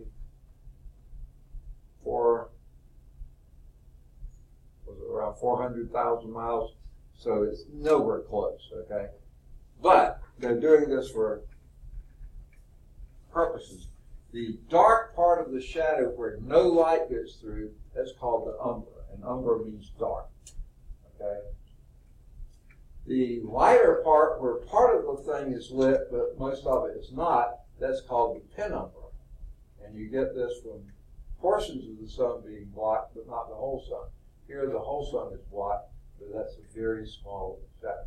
And usually a very small band is in the shadow of the moon. That's where only place you'll see a total solar eclipse. When you're in the penumbra, you'll see a partial solar eclipse. We were in the penumbra right about there last fall, when that eclipse happened. We just saw a partial solar eclipse. At Nashville, they saw a total solar eclipse. We just saw a partial. We were in the penumbra there. So the umbra is the inner cone, complete shadow. The penumbra is the outer cone, which is partial shadow. Now, the solar eclipse that I was pointing to there, where the tip of the umbra touches the earth. Now, actually what happened last fall, it wasn't quite that. The moon happened to be further away from the earth. The moon has an elliptical orbit, and it just happened to be it was further away from the earth. Now don't pay attention to the sun, but a little bit further out here, so the tip didn't quite reach the surface of the earth. So what happened then, people saw what they call an annular eclipse. It was the moon inside, but they saw the sun around it. It looked like a wedding ring or something like that. It looked like if you were showing bright light on here and you saw this, the moon was in the middle and you just saw the edges of that. So that's an annular eclipse, and that's what they saw. Friends of ours that we spent the weekend with this weekend, but they made a calendar of it and they showed this on their calendar. It was an annular eclipse. You saw the moon in the middle and the bright sun all around it. And the umbra doesn't quite reach the earth, then you have an annular eclipse. Now the lunar eclipse, that's when, if you picture, now this picture wouldn't do good. Here's the earth here, whatever that would be, and the moon's over here, and the earth has a huge shadow, and the moon gets in that. So there's lots of region of the earth that you'll see the lunar eclipse, but very narrow part will see a solar eclipse. The moon is engulfed by the Earth's umbra. And we have got one coming up fairly soon, I think. I've heard about it, but I just don't remember when. I think we'll see that in the book. Okay? Saying that our next solar eclipse is going to be in April 2024. Yeah, okay, that's coming up. I will no longer be teaching here at that time, okay? I almost guarantee it. Okay. I thought they were going to show that table, so since you did mention it. We did have one, like you said, August 21st. That was last year. That's one Ty was talking about. From Oregon to South Carolina. Nashville was in that path, and you can see it really well there. On April the 8th, 2024, will have been retired 3 years by then, and counting. That path from Texas to Maine. Now, we could easily be in that one, okay? If you picture Texas to Maine, that's going to come awfully close. To Alabama? Alabama could be in that one. Let's see. Here's Texas down here.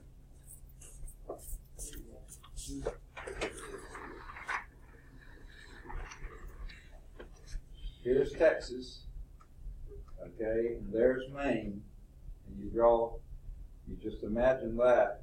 Boy, it looks like we could easily be, it looks like maybe the southern tip of that. Birmingham might not be in the good one, but it looks like it goes right through Nashville again. How can they have two of those? But looks like they do. So anyway, wherever you are, in 2024, April, is it? April 2024. Plan to look at the total solar eclipse. Now, total lunar eclipse. We had one in January of 2018. That's already passed. But coming up again in January of 2019. It's not often you have them that close together, but you have. It should be visible all through the U.S.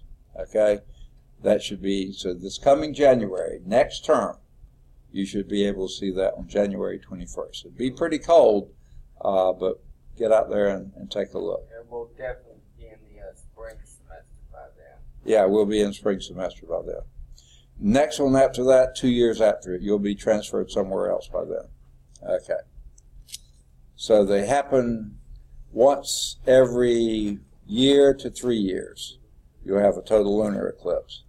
More like every 7 years, a solar eclipse. Okay.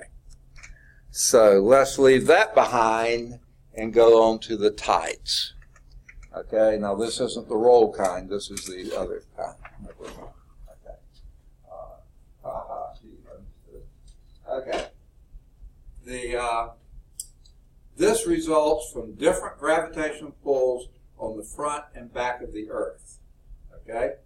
3 factors that make up the degree of these tides. Okay? The first, like the eclipses, is the relative Earth, Moon, Sun position. Okay, Sarah's going back to being the Sun because our Sun left the solar system. Okay?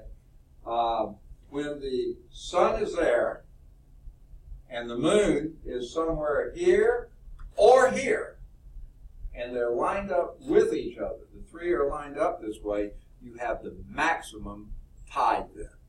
The spring tides are when they're aligned, the Earth, Moon, and Sun are all aligned. The neap tides are when the Moon and the Sun, who finally came back, are at 90 degrees from each other. So if the Sun is there and the Moon's over here, then the Sun's pulling this way, the Moon's pulling this way, so you're going to have competing tides. Those are the weaker tides, called the neap tides. When the Sun and the Moon are lined up, either Moon front or back, then you have the spring tides. Those are the great. Spring does not refer to the season. That means the greatest tide. Okay, now, the second factor is the elliptical orbit of the Moon. When the Moon is closest to the Earth, that's called the perigee. That's when you have the greatest pull, and when it's the furthest away is the apogee, the farthest, you know. So perigee, I always try to come up with ways to associate that, and I've never managed to get anything that works well. There's a 48,000 kilometer difference, so about a tenth, close to a tenth of the total average distance from the Sun, of Moon to Sun. So it's a fairly significant difference. So greatest when the Moon is closest, least effect when it's furthest away. And then the other thing is what's happening here on the planet.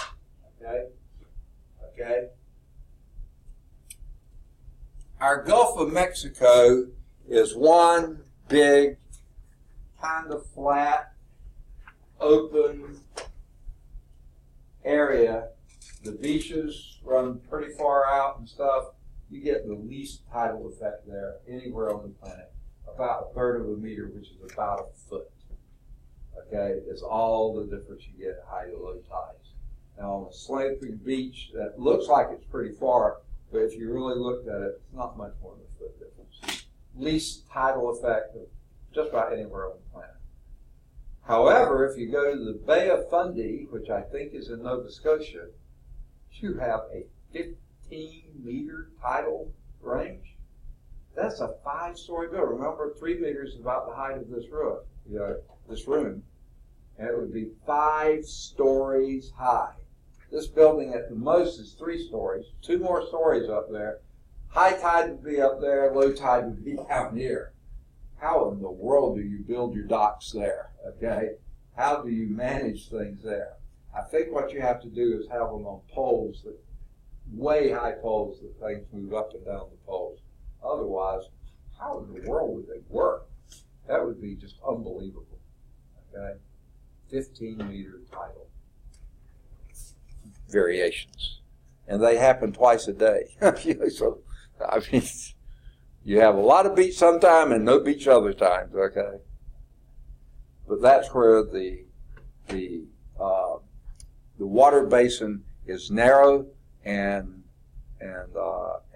deep, whereas the Gulf of Mexico is wide and shallow. Okay, so you have very little tidal effect there.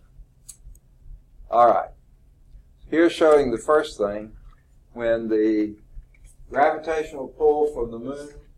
So let's see. I take it that the moon is here, and the sun could be either back here or over there or something.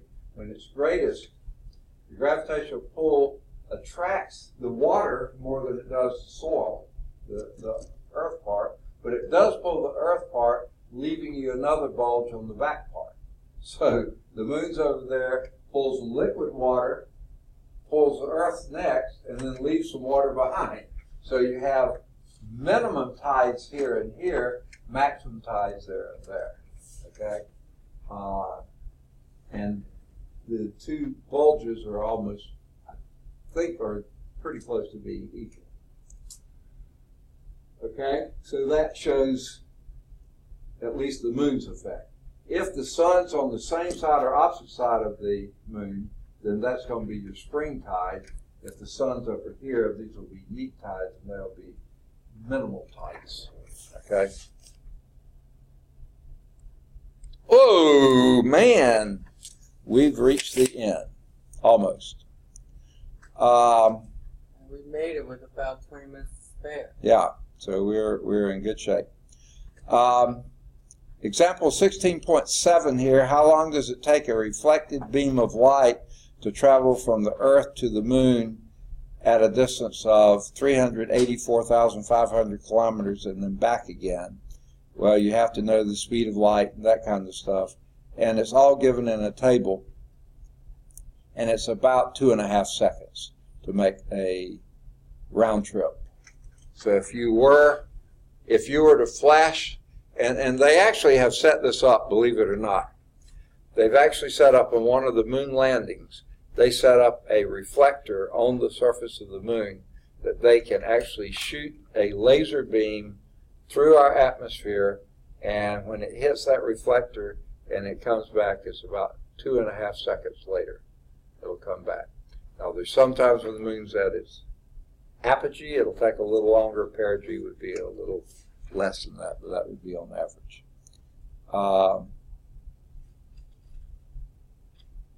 And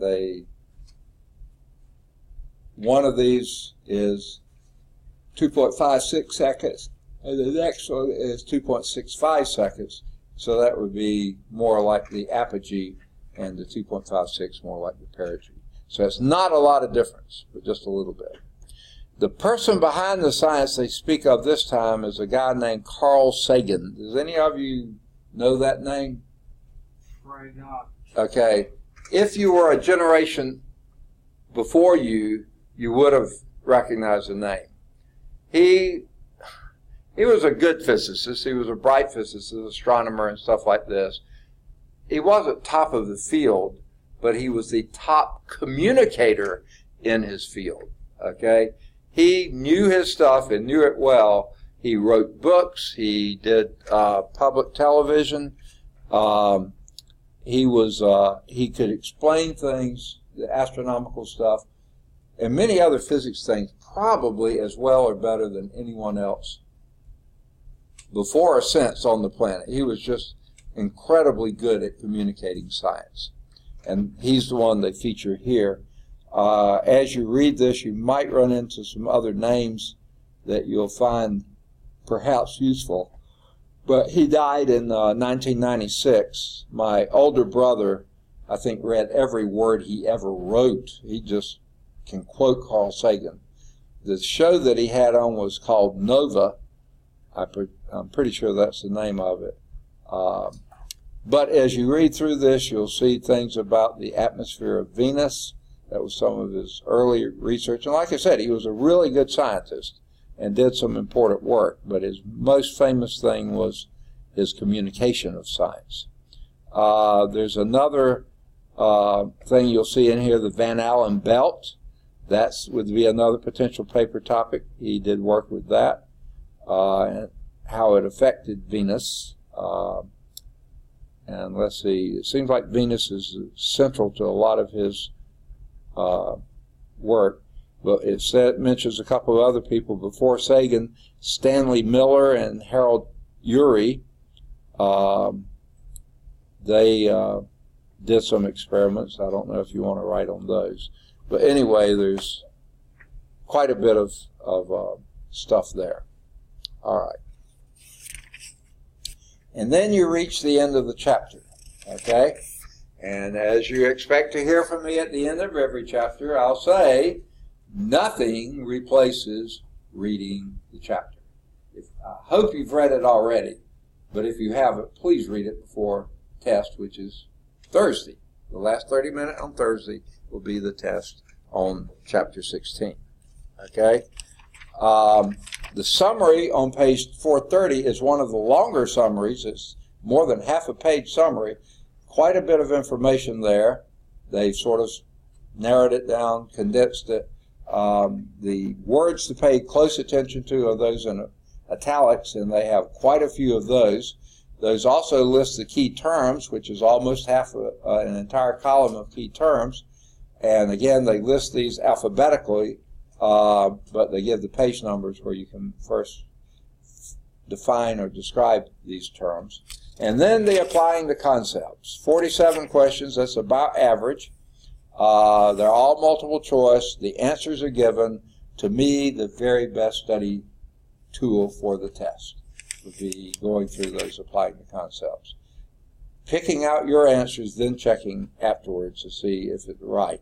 If you didn't get it right, figure out why you didn't. If you can't figure out why, bring that to class and we'll go over it. Questions for thought, without a doubt, just about the longest list of those. 30 questions for thought here. I don't remember any chapter even coming close to that. And then for further analysis, 6 is probably slightly more than normal. And then there's a little invitation to inquiry, which talks a lot about what we were just mentioning in those examples about how far it is to the moon and communicating back and forth. Okay, then parallel exercises. These are not necessary to do if you're a little bit more numerically inclined or find this interesting. You may want to work some of those. The Group A have answers in the back of the big books. I don't know if they're in the backs of the little books or not. I asked them to put them there, but I don't recall ever finding them there. But maybe they are. The Group B are never listed. So you don't have to do those, but if you're interested in doing them, that's what you'll find. All right, any questions on Chapter 16? Chapter 16 ends the astronomy portion of the class. We're moved now into the geology portion, or earth sciences, and that's what we do next. So now that we finish this, we'll be tested on it on Thursday, and I'll try to schedule the field trip, which will cover 14, 15, and 16 and beyond on the field trip, if we can schedule it next week. No, it'll be during class time. It'll be somewhere between 1:15 and we'll leave here at 1:15, and so that we wouldn't get there before 2 o'clock, I don't think. So anytime between 2 and this class ends at 5:45, so 2 and 5. I'll tell him anytime between 2 and 5 if he can work us in Tuesday or Thursday of any week after this week. See if he will. Yeah. Sorry, but at 5:45 I had to catch the bus. Okay. Well, that's why we'll leave there at 5 to be back here by 5:45. Okay. I think we can do that. And he's not going to want to stay past 5, so we'll leave there well before 5. But I'm going to give him that as a window to shoot from 2 to 5. And whatever 1 hour or 2 hour he wants to do, that's what we'll do. And he usually has a really good show, and hardly ever the same show twice. He'll do some of the stuff over and over, but most of the time he has something new just about every time, and they're all good. I've never seen a bad one. Are we going to have to take notes while we're No. on this field trip? It's just for your enjoyment. And, I mean, if you want to take them just so you can remember what you did, that's up to you. But you're not going to be tested on it. There's no way. If you go, you get 25 points. If you don't go, it's an optional lab. You don't have to go. I can't force you to go on a field trip. So, therefore, if you go, you get 25 points. At the end of the term, if you remember, I drop your lowest lab score, right? Yeah, and I think So this gives you another lab. If you go, then I can drop 2 lowest lab scores. One I would drop anyway, plus this one can replace your next lowest one. And then you say you drop the lowest It's test score, yeah, but that has nothing to do with the lab right now. Yeah, I do drop your lowest test score if it helps you. Okay. And by the way, papers, I have received a couple in. 1, 2, 3, 4, maybe 5 now. Okay, so please get your papers in. Yeah, you got mine about a couple hours ago. Yes, exactly. I got 2 today, 3 last week. All right. If there's no more questions on chapter 17, I'm on chapter 16. Okay, this would either be a decent time for a break, or we can wait till 3:45, which is about 10 minutes away, and take our break. Want to take it now or 10 minutes from now? Take it now. Take it now? Okay, let's keep it down to 5 or less. Let me go on and end the slideshow. Y'all can go on, and I'll call roll when we get back.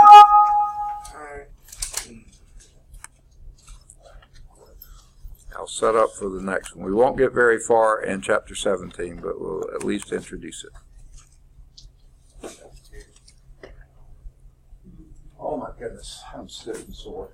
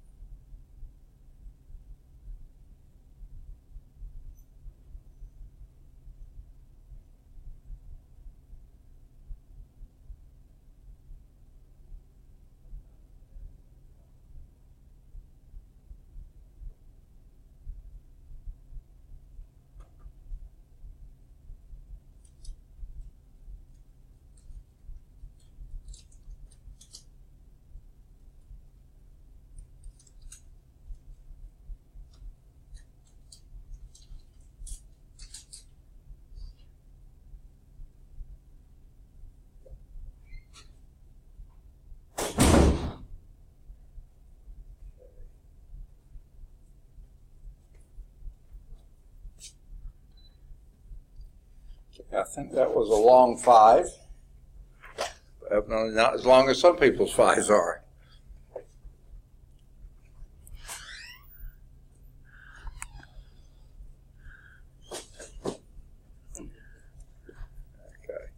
I thought I'd check see if my computer got in during our break.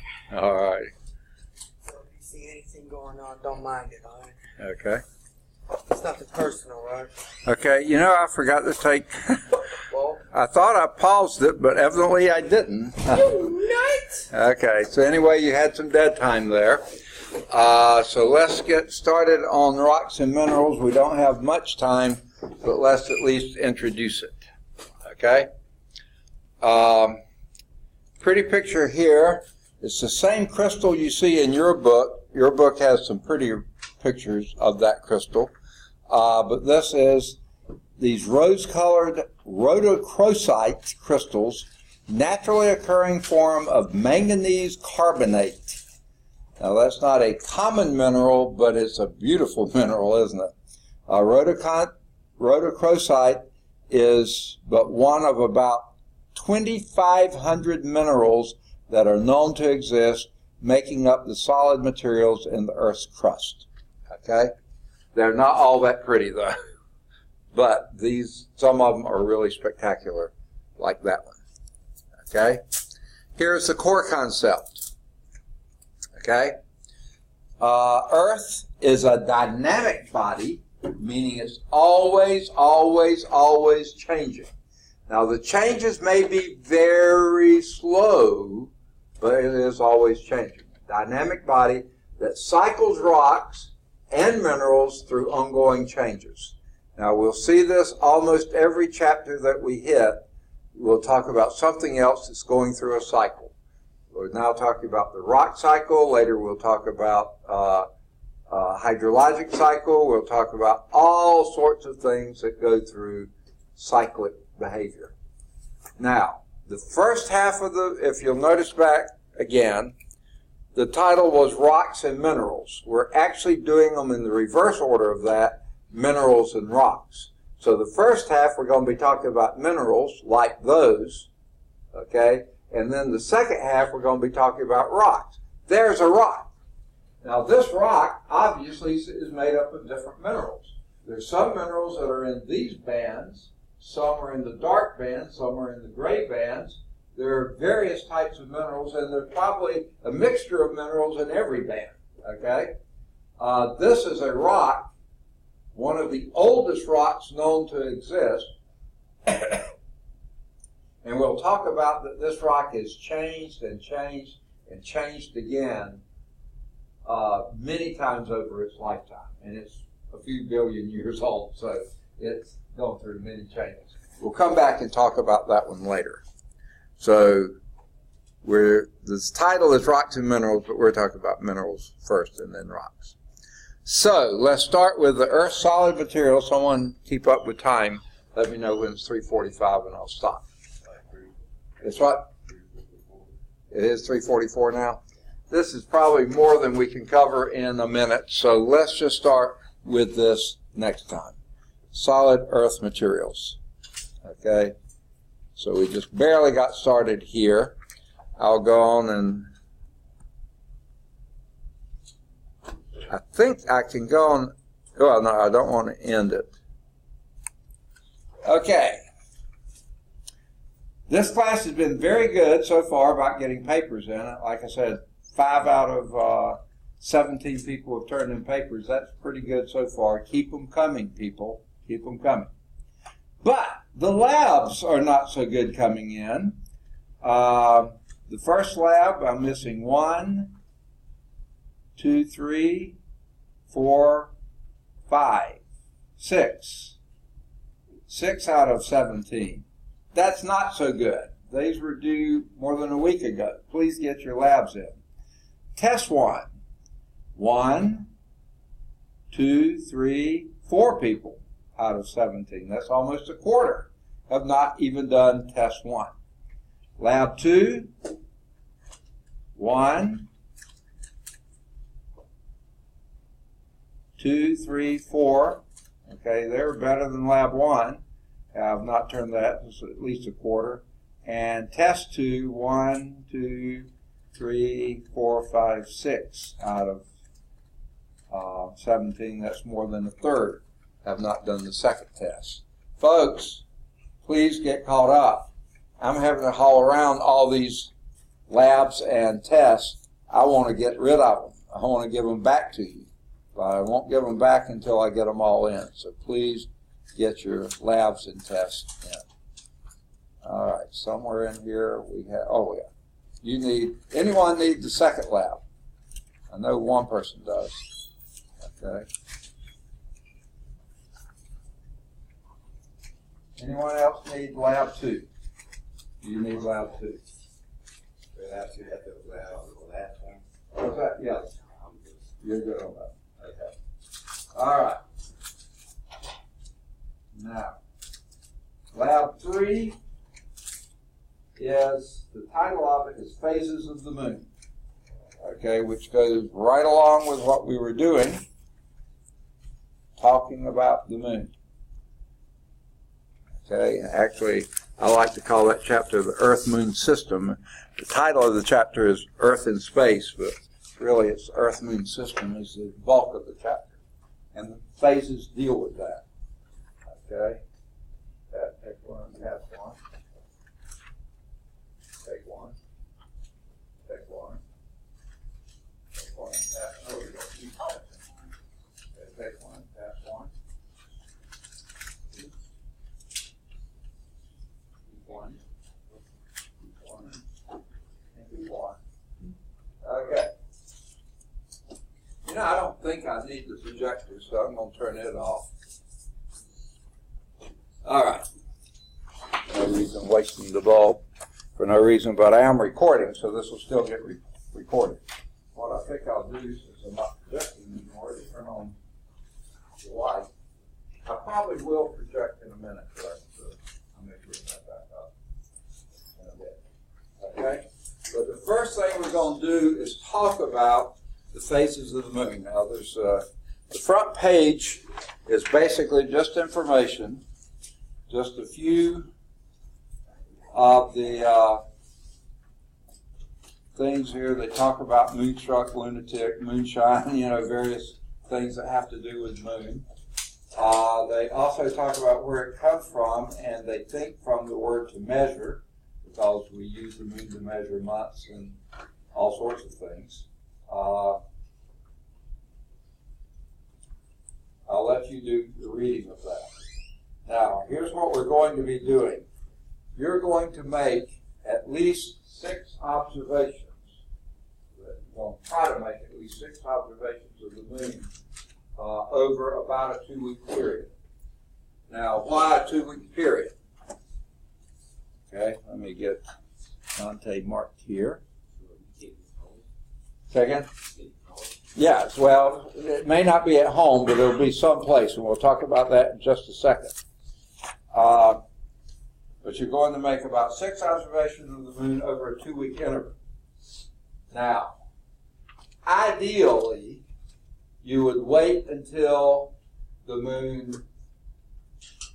okay, if you go out tonight, I think there's a pretty good chance, well, depending on what time you go out, there may be a pretty good chance you'll see the moon, okay? But at some point, the moon will no longer be visible at that time, and you may have to wait 2 weeks until it's visible again at that time. So, we have, about 6 more weeks in the term, so you'll have a full 2-week period. So if you want to wait until it goes away for 2 weeks and then comes back, but you need to be there that first day it comes back and try to get 6 observations. Or you can start now and get observations, and then when it disappears, wait 2 weeks and then go back and get the rest of the observations you can do. Okay? But try to get at least 6 observations of the moon over some 2-week interval, and there may be a gap in the middle that you can't see the moon. Okay? Excuse me, I got a question. So that means you just have to wait till the moon is not invisible? Yeah, you can't make observations of it until you can see it. You're right. Okay? So if you can see it now, you can start the observations, but at the given time and place that you see it, if it's not there, then for a while you have to wait until it comes back again. Okay? And then you start your observations over. Okay? Now, if you flip the page, here are those observations. Okay? And what you're going to do. In general, you're looking for two things when you're making observations of the moon. And let's first set it up. Let's pick your location. Now, this room would not be a good location for watching the moon. You have a very narrow field of vision, and you have trees all over the place. It's going to be very hard to see the moon here. Now, one term when I taught this, one of my students, he was a really good student too, he actually was also a work study student, and he did his work study with the evening coordinator. Okay?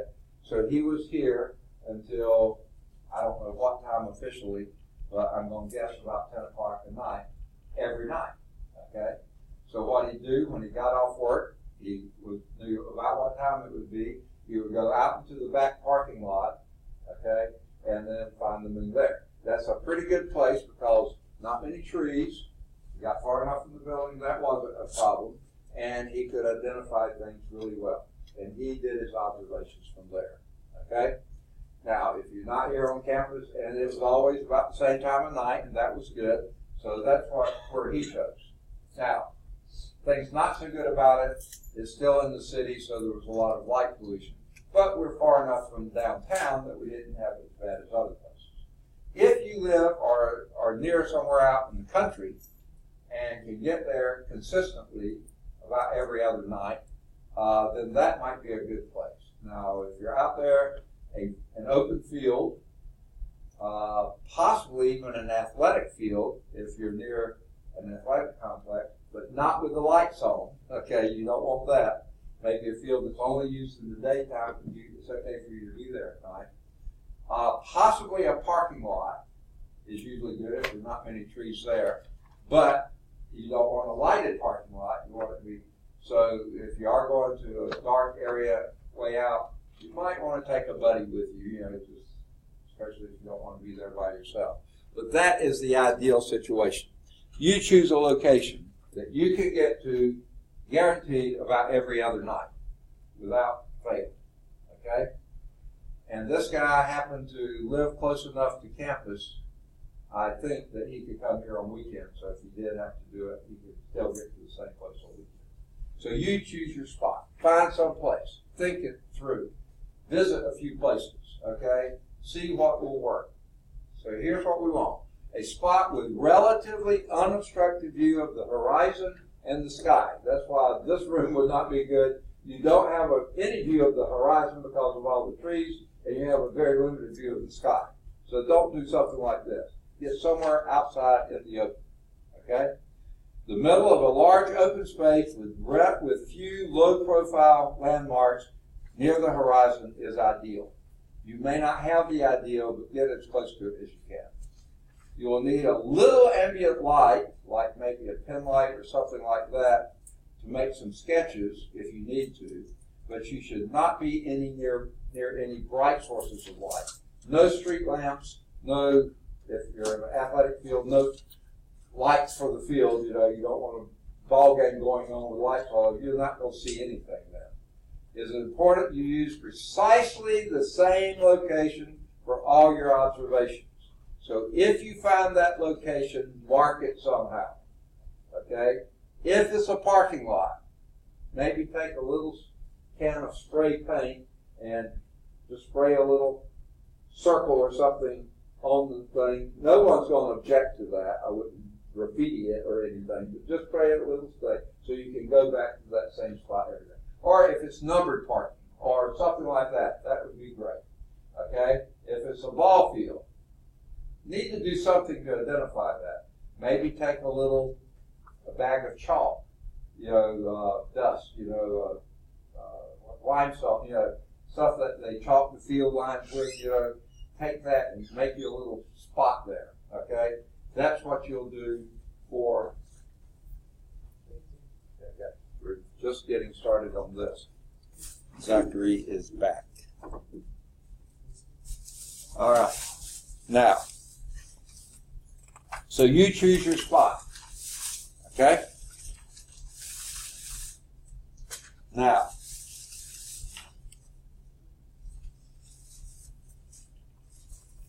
two things you're going to observe from that spot. Okay? Like it said, you need pretty unobstructed view, but you do want a few landmarks. Okay? For instance, the guy who did the back of the parking lot there, I'm almost certain he probably used Bessemer High School over there. Something, a power pole or a flagpole or something there for one. And maybe something else. So pick a few landmarks. A big tree, okay? If you're here, you know you're always going to see that big tree. Or maybe a sign. If it's a parking lot and there may be a unique sign here that's advertising something, and, you know, that you can always tell that. So you do want a few local landmarks that are not going to move. Not a parked car. Someone may move the parked car. You don't want to use that, okay? So, that's the one thing. You're going to observe the moon relative to a few well-defined landmarks on the landscape. The second thing, you're going to mark the moon relative to a few stars. That's why you need a dark spot. You can see the moon on fairly much light around. You're going to have trouble seeing the stars if there's a lot of light. Okay? So you're going to need to do the background stars. Okay, now the timing of your observations need to also be just about you need to be in the same spot every other night and at the same time every other night. When I say the same time, try to keep it within 5 minutes. So the first time you go out a little early. So you can find your spot, mark your spot, and locate your landmarks, and then start your observations. Okay? So, what you might want to do is consult a calendar to see when the various phases of the moon will be happening, but you're not always going to see it. Don't try to see a new moon. A new moon, you only visible in the daylight and on the other side. Yeah, that's not going to be good. Yeah. Like, when I observe the full moon? That's a great time, but you're going to want to observe it probably a week before it's a full moon and a week after it's a full moon. So if you see a full moon, I think the full moon's already passed this month. I don't know for sure. So really what you want is probably a first quarter moon. If you see that on the calendar, that would be a good day to start. Okay, because the odds are you're going to see that. But it depends on what time of day. It is critical to make all your observations at the same time of night within 15 minutes. I said 5, but they say within 15. So, what you need to do is every night you're out there, what you need to do is first night. If you want to start the night, that's fine, okay? But at least find your spot really soon as possible. Find your spot, pick your time, and know that you can be there at that spot at that time pretty much every other night from then on for a 2-week period, okay? Now, you'll need to make note of these landmarks around here, okay? You'll need several. One, in this field of vision, that field, at least 4 different landmarks, okay, as you look around. Now, another not bad thing to have would be a compass. You don't have to have one, but if you do have a compass, that would be neat. So you can say, if this is pointing north, this is about west of north, east of south, something like that, that you can pick out where your landmarks are. Okay? So you don't have to have that, but that might be helpful. Okay? Now, first time you see the moon, pick one of those landmarks that you have identified and placed around here and say it is so far up from that landmark and so far to the right or left of that landmark. So let's say that you had a big tree over here and the moon's over there. So, and it's about like that. So they give you several rules of thumb you can use. The width of an outstretched hand at arm's length is about 22 degrees. At arm's length, 22 degrees. I wouldn't find that particularly helpful, but you could do that. The width of your fist at arm's length is about 8 degrees. The width of 3 middle fingers, make sure it's 3, okay, 3 middle fingers, that's about 5 degrees, okay. The width of your index finger is about 2 degrees, okay. I don't find that particularly helpful, okay, but you could do that. What I would find more helpful, I think, is to take a yardstick out there and hold the yardstick up and measure from the horizon or that tree or whatever you're measuring from, how high it is about to the position of the moon, read it off in inches. Now you might need a pen light to see that, and then lay it this way and see how far right or left of that tree it is in inches. That to me would be the ideal way to do it. But you can use your hand and fist and fingers if you wish to. Okay? And they say alternately you could carry a ruler with you and measure the dimensions, separations of landmarks with the ruler held at arm's length. Always hold it at arm's length. Okay? So, read this. It has good ideas here. So you plot the position of the moon on your drawing, okay? You could have, first time you see the moon, sort of face the moon and have your drawing from left to right. And tree, post, telephone pole, whatever, the various landmarks that you have here. Double tree or whatever you have, and list those and have them here. Now, if and when the moon moves over here and you have to face this way, then do you another drawing of the landmarks you see facing this way, okay? For the first time, pick your spot, find the moon, get it directly ahead, and then do landmarks within that field of vision, okay? And then how far, that kind of stuff, okay? Same time every night, okay? Now, also, after you've got relative to those landmarks, also look into the sky when you see the moon and pick some pattern of stars that you know you'll be able to see every night that you can see the stars. Pick a pattern fairly close to the moon and say, okay, that looks like a W. That looks like the Big Dipper. Okay, that looks like, Orion. This looks pick something you can know you can say, ha, that's my set of stars there. Okay? Make sure they're not moving. That can be a plane. Okay? So don't pick planes. Okay? So pick your stars. Okay? Yeah. How can you tell what we put on that accurate? I'm sorry? How can you tell what we put on there is accurate? How can I tell? What we put on the paper is accurate. Okay. Because I tend to know. Okay. I haven't gotten to the questions yet. I'll get there in a minute. Okay? So, and again, to me, a ruler would be good. From the stars, that set of stars to the moon is, and this is where a compass would really be nice, so far north or south of that. But pick the stars, it's so far to the right of that. And later, if it's moved to the left of that, then right and left would be fine. You might need to go up or down a little bit, but usually right and left would be fine. Okay.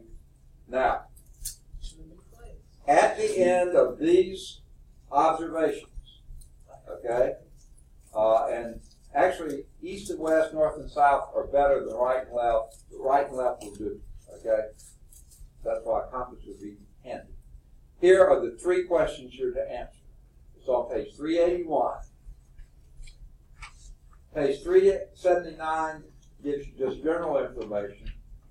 380 basically sets you up for this. I've gone over most of that. And into 381. At the bottom of 381, here are the first 2 questions.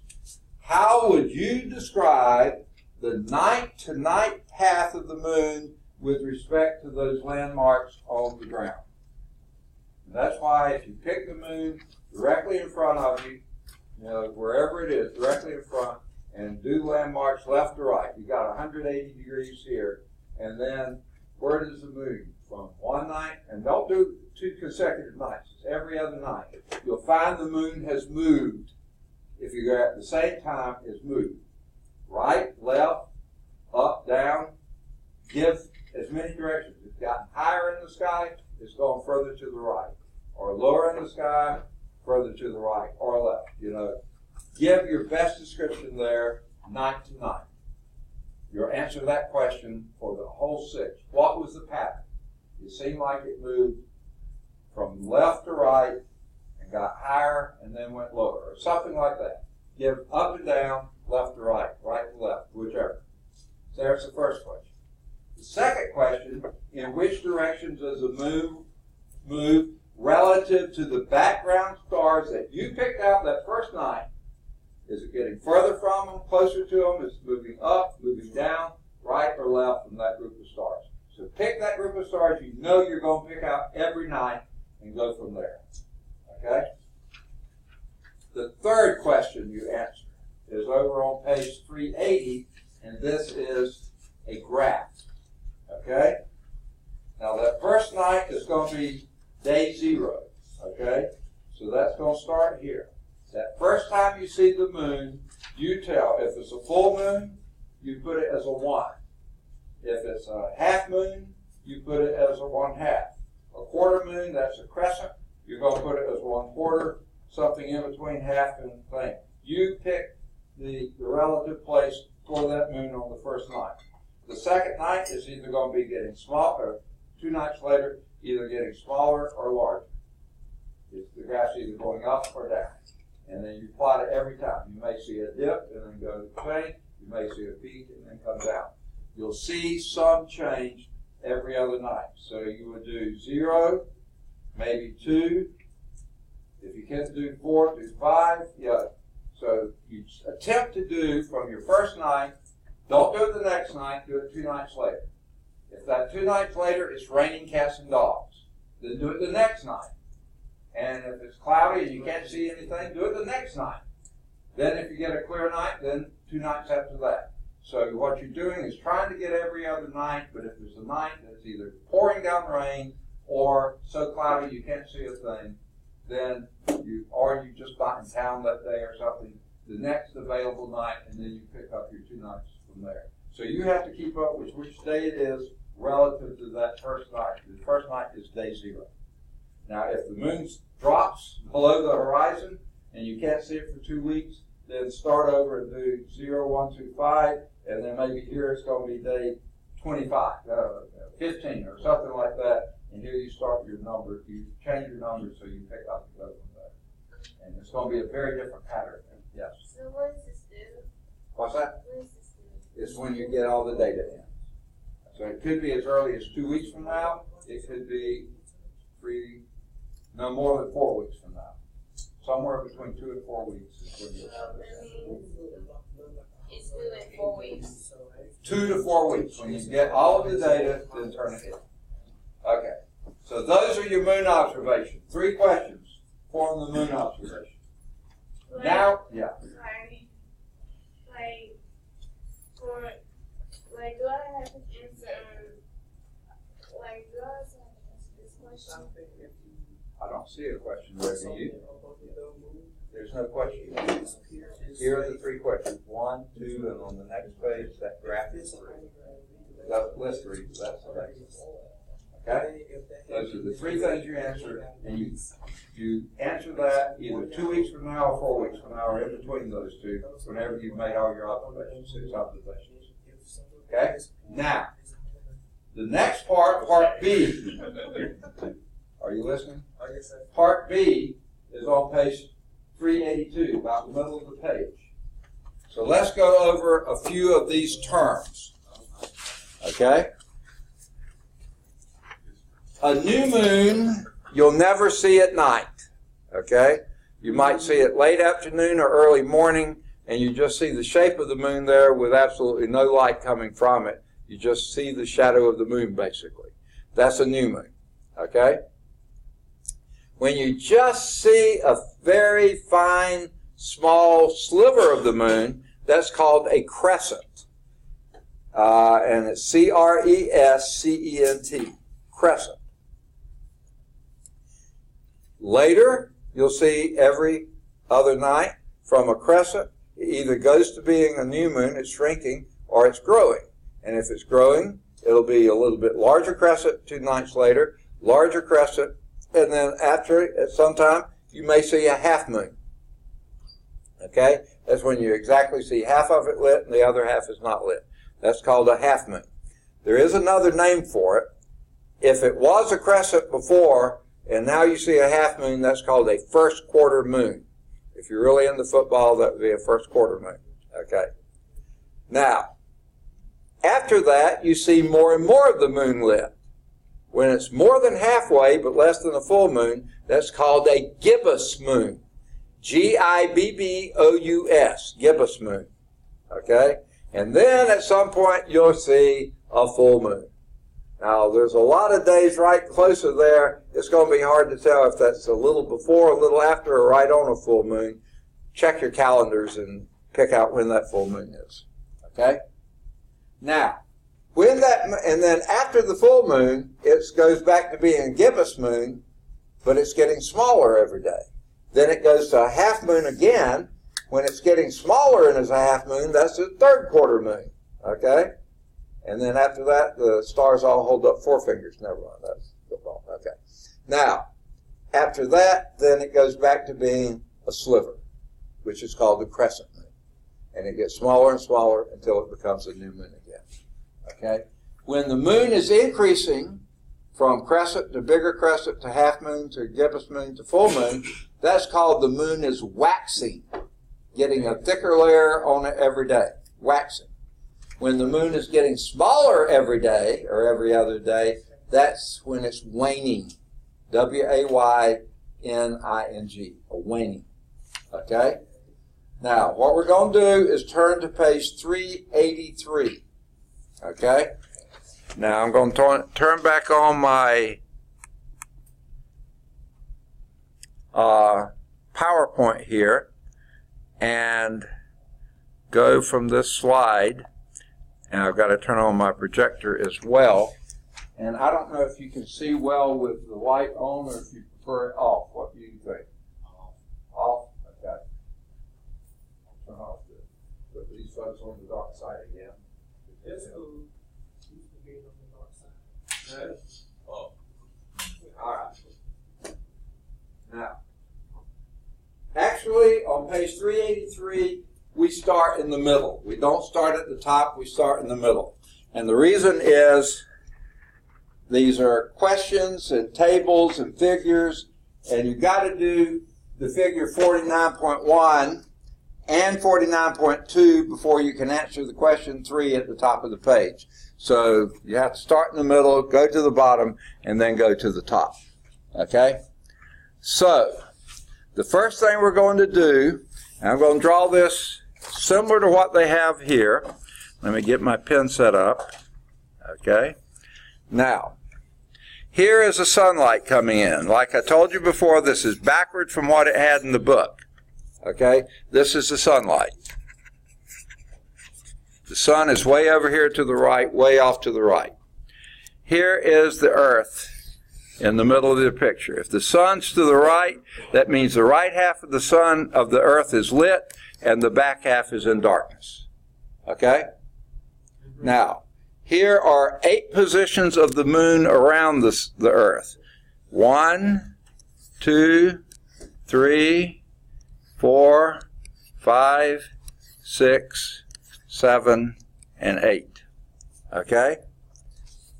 Now, the earth is already drawn exactly correctly. So what you're to do with these 8 positions of the moon, 1, 2, 3, 4, 5, 6, 7, and 8, is draw a vertical line through every moon. Vertical, straight up and down. Not side to side, not slanted, straight up and down. Okay? On your middle of the page, figure 49.1. Draw that. And the part toward the sunlight, don't do a thing. The back side, just like you did for the earth here, or they had already done for the earth, color that in dark. Okay? On every one of those. The side toward the sunlight is light. The back side is dark. So you do that on every one of your moons. Just like it is with the earth. Exactly the same. To the left of the vertical line is dark. To the right, don't put a thing. Okay? Pretty easy to do, right? Any questions? Any doubt? Don't get... And frankly, if I were you, I would use pencil. But if you're very confident you're not going to make any mistakes, ink is fine. But if you're going to make mistakes, you're going to have a mess. Okay? But color in the backside of the moon on every one of them, just like the Earth is. Okay? Now, I didn't quite look ahead far enough, but here are those 8 moons again.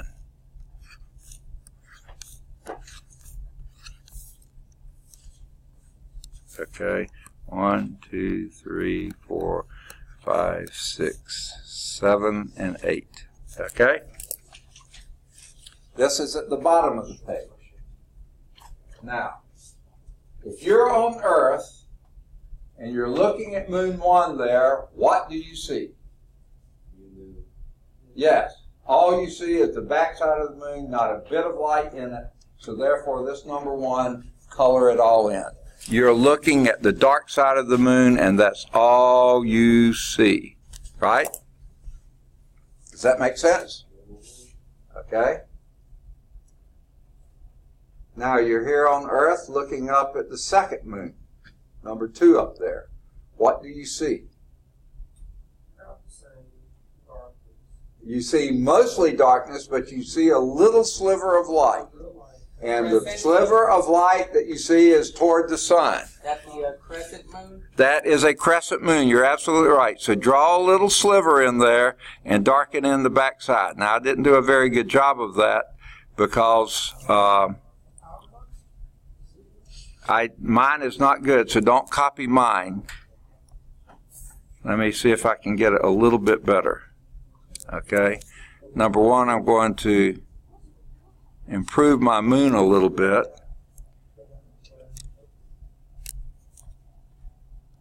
Okay.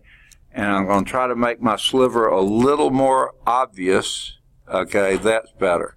So that's what. But you notice the light side is always toward the sun. Yes.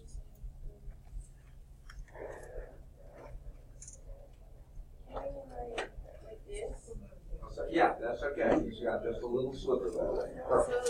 And it's toward the sun.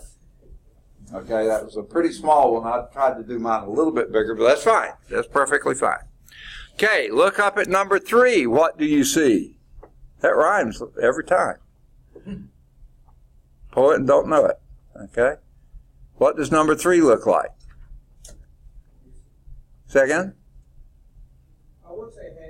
It is half. Draw that vertical line right down the middle and draw that backside, just like you see number 3 up there. That's what you see. You see exactly half of it lit and half of it dark. Okay? So number 3 looks just like number 3 up there, half lit. The half toward the sunlight is lit. The half on the other side is dark.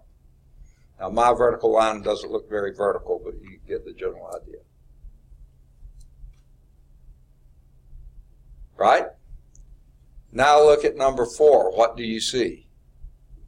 A little less of half, but still in the range. Okay, a little more than half is lit. So how I draw this one is do a sliver on the back side and color it dark, leaving most of it lit. Does that make sense? My sliver is not too good, but you get the general idea.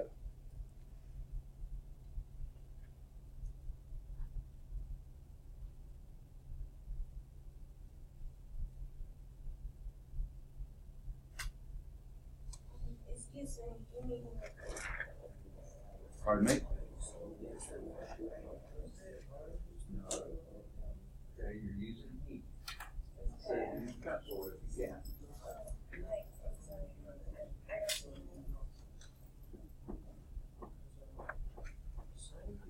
What I would do if I were you, and I don't know if all of you don't like it. I have to wait till that dry.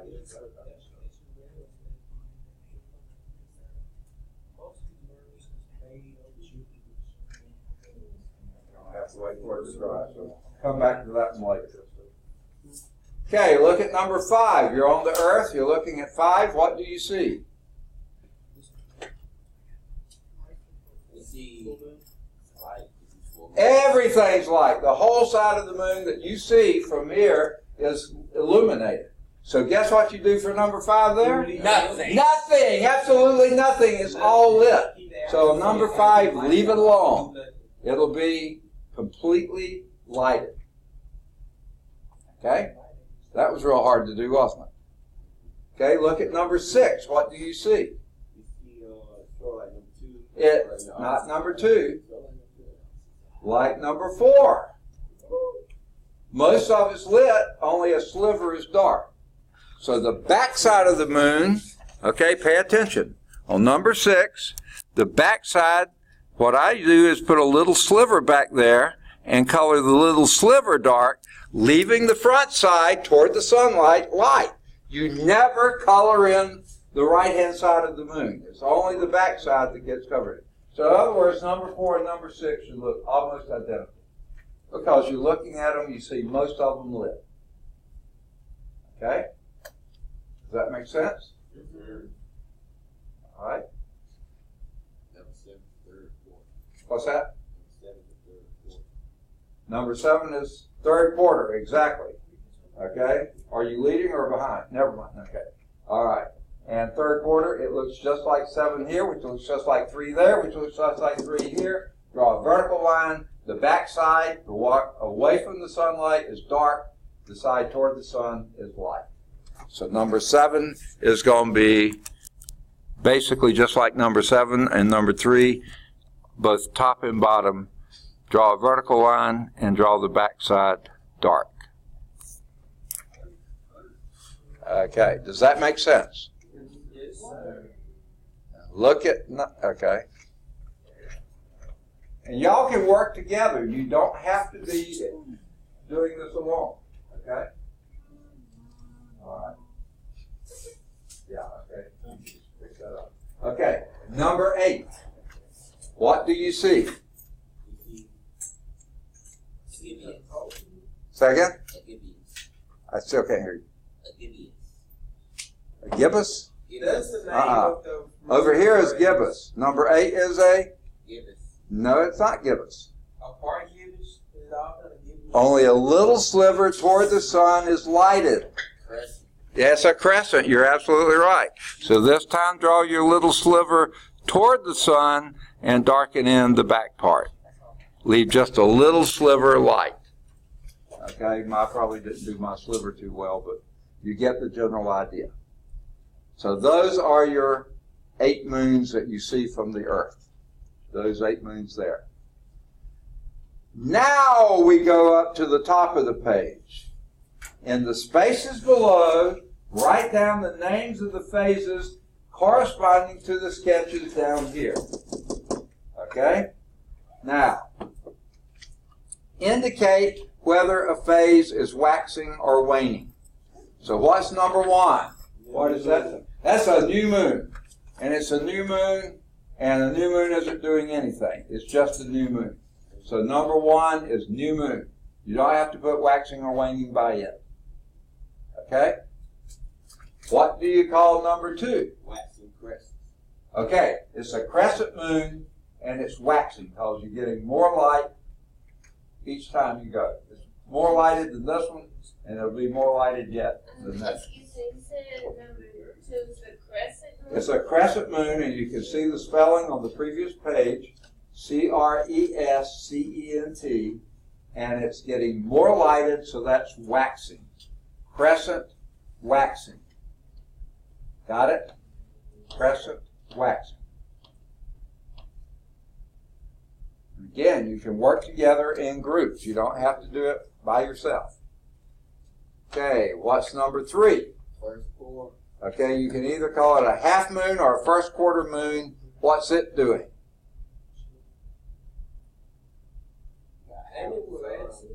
It's what? Half light, half night. Okay, it is, but what's it doing? Waxing, exactly. It's getting more light as the time goes on. So it's either a half moon waxing or a first quarter moon waxing, whichever you want to write. But it's definitely waxing. Number 4 is a what? 4 is a waxing gibbous. Yes, it's a gibbous moon waxing. It's more than halfway lit, but getting more all the time, so it's a gibbous waxing or a waxing gibbous. Either one. What is this gibbous? Gibbous, if you look back a page, the next to the last paragraph, it says, when over half of the moon's disk is visible, we have a gibbous moon. Gibbous. So I'm going to put gibbous moon? Gibbous moon. If more than half of it's lit. You see right here?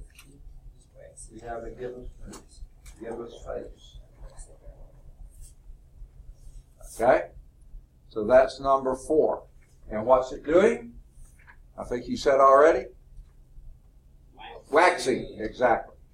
And what do you see at 5? What kind of, that's a full moon, and that's all you have to write. You can put barbecue if you want to, but you don't need to. Oh, never mind. Okay. No, just full moon. Okay? What's number 6? Number 6 is a waning crescent. What's a waning gibbous? More than half of it's lit, right? So that's a gibbous moon waning, or a waning gibbous, either way you want to write it. It's getting less light every night, but more than half of it's lit, so it's gibbous. Gibbous waning. What's number 7? Number 7 is third quarter. Either third quarter or half moon, either one you want to call it. And what's it doing? Yeah, half lit. It's what? Waning again, because it's getting less lit every night. Okay. Excuse me, you said third quarter? Either third quarter or half moon, whichever you want to put down. If you go back on the previous page, you'll see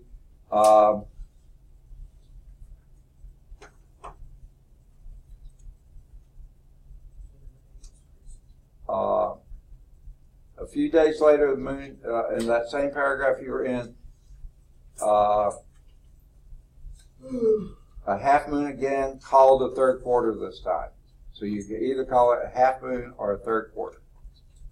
So that's number 7. What is number 8? A waning crescent or a crescent waning. Either way you want to write it is fine, but it's crescent, Crescent, and it's waning. It's getting less lit every night. So are we going to have to label this? I'm sorry? Are we going to have to label each and every one during the test or not? Are we going what? Are we going to label each and every one on the test? This is more of a lab type exercise. A lot of times the lab stuff is, occasionally it is. I can't think of this necessarily. I do know that a few questions might be asking for what phase is the moon in when thus and so is happening. And there you might need to know some of these, but that's usually specific events. So this is mostly just lab stuff. Okay? That's page 383. That's number 3.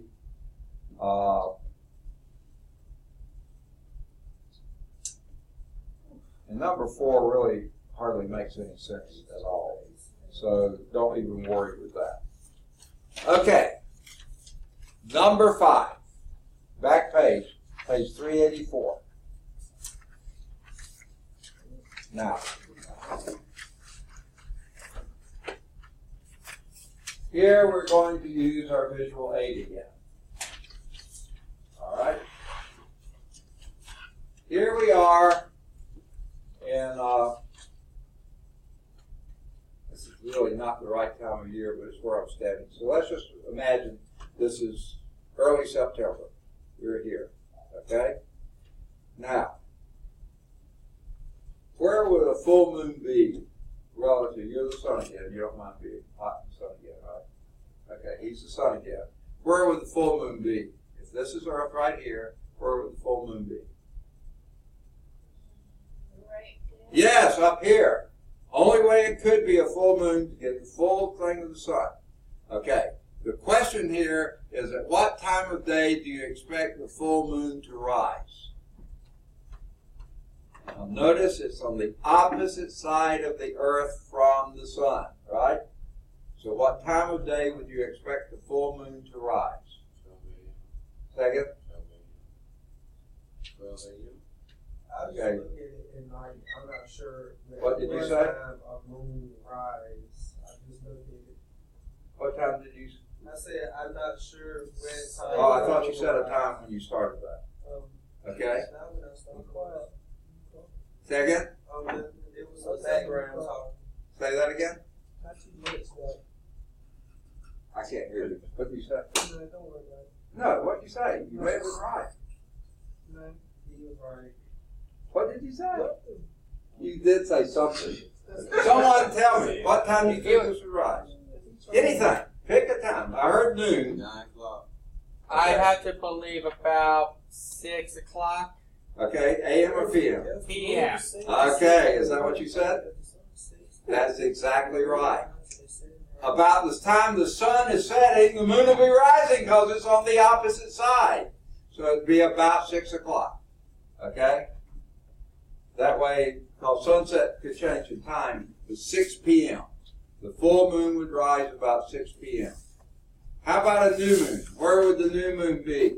New moon would be in between. In between the earth and the sun. So what time would that rise? 6 a.m. About 6 a.m. because it's going to come up when the sun is, because it's right there with the sun. So it would come up about 6 a.m. Okay? The first quarter moon to rise. This is 6 a.m. New moon. Full moon, 6 p.m. First quarter moon would rise. Second? 12 what? 30. Noon or midnight? Midnight. Okay? After the name. So it's PM. It would be in the day. Noon. So PM. 12 noon. Okay, now I don't know PM and AM. Put 12 noon. Or 12 midnight. Because I don't know which way AM and PM is at noon or midnight. So just PM put is 12 noon. PM is after. PM is like after morning. Right after. Like next day. Like PM is 12 and down. AM is Okay. 11. But 12 itself is either noon or midnight. Okay. That would be the most precise way of saying it. 12 noon. Okay? That would be the first quarter moon. How about a third quarter moon to rise? 12 a.m. Or midnight? Put it before midnight? Or after Yeah. midnight?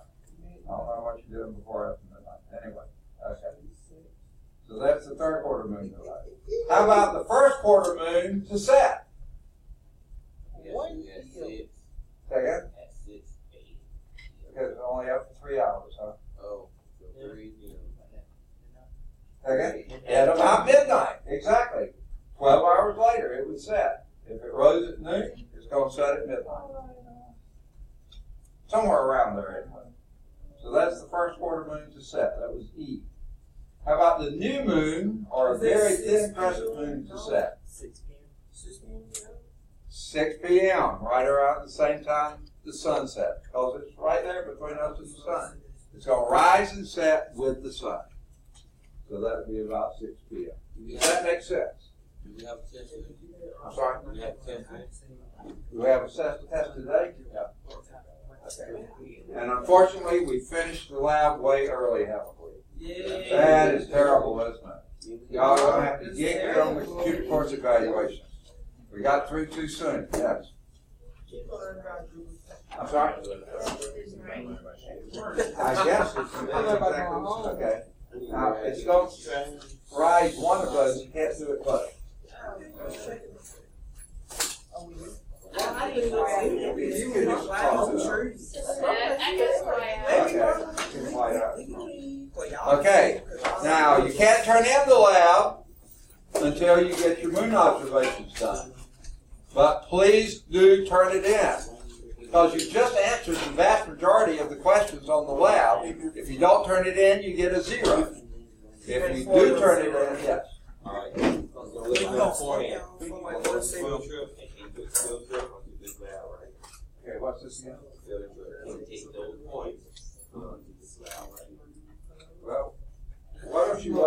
and see if you have another lab that you have to miss or something like that, or that you don't understand at all. For new There faces. could be worse labs. Okay? Do the best you can on every lab. I'm saying, where's this for? Yes, I should do. Pick up any question. Sure. You want to do Boy! it? Sure. Yeah, we're looking Okay. at one for David. Walden. Right, right. Okay. I've been We're looking at one I've for been David. I've been quiet since I got married. And don't y'all have a game that got scheduled for Gordon? Went out to hang out with some. Any questions on the lab, on the chat? Yeah. For this part, So I went around Won't be till Thursday. You gotta get the teacher. You don't have to draw everything. You do all the stuff. Here's what I suggest you draw. When you first see the moon, get it right in front of me, and then look at the landmarks here. Trees, poles, posts, signs, whatever. Pick out your landmarks and sort of draw that picture of where those are, around the horizon. like where it's surrounding the moon. Okay, if the moon's up here, yeah. This one to the left of it, this one to the right of it, that kind of stuff. The other thing to draw is the stars relative to the moon. How close they are, that kind of stuff. And then every night that you look, how has the moon changed relative to the landmarks? You face the same direction. Now the moon's moved to the right or it's moved to the left. It's gone higher, it's gone lower. And the same with the stars. It's gone left or right, up or down from the stars. So those are the things. So that means I can draw how the moon changes with the stars? Yes, yes. That would be a good thing to do. Okay. Or so just make notes of that, however you want to do it. I'll just draw a picture of how the change of the moon, how it changes, and I might draw some stars that's either. And what you should record is, has it gotten further from the stars or closer to the stars? Is it moving right or left, up or down? Those are the kind of things you answer. The pictures are fine, but you need to have numbers with it. That's why a ruler would be good.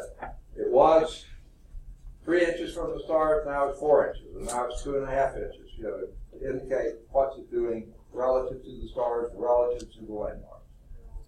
Okay. I'll try to do the best count on the observant of the moon. Yeah, that sounds good. I'll be right back with my stuff. Okay. I'll sell it. No, I wouldn't do that. Okay. And you're still recording.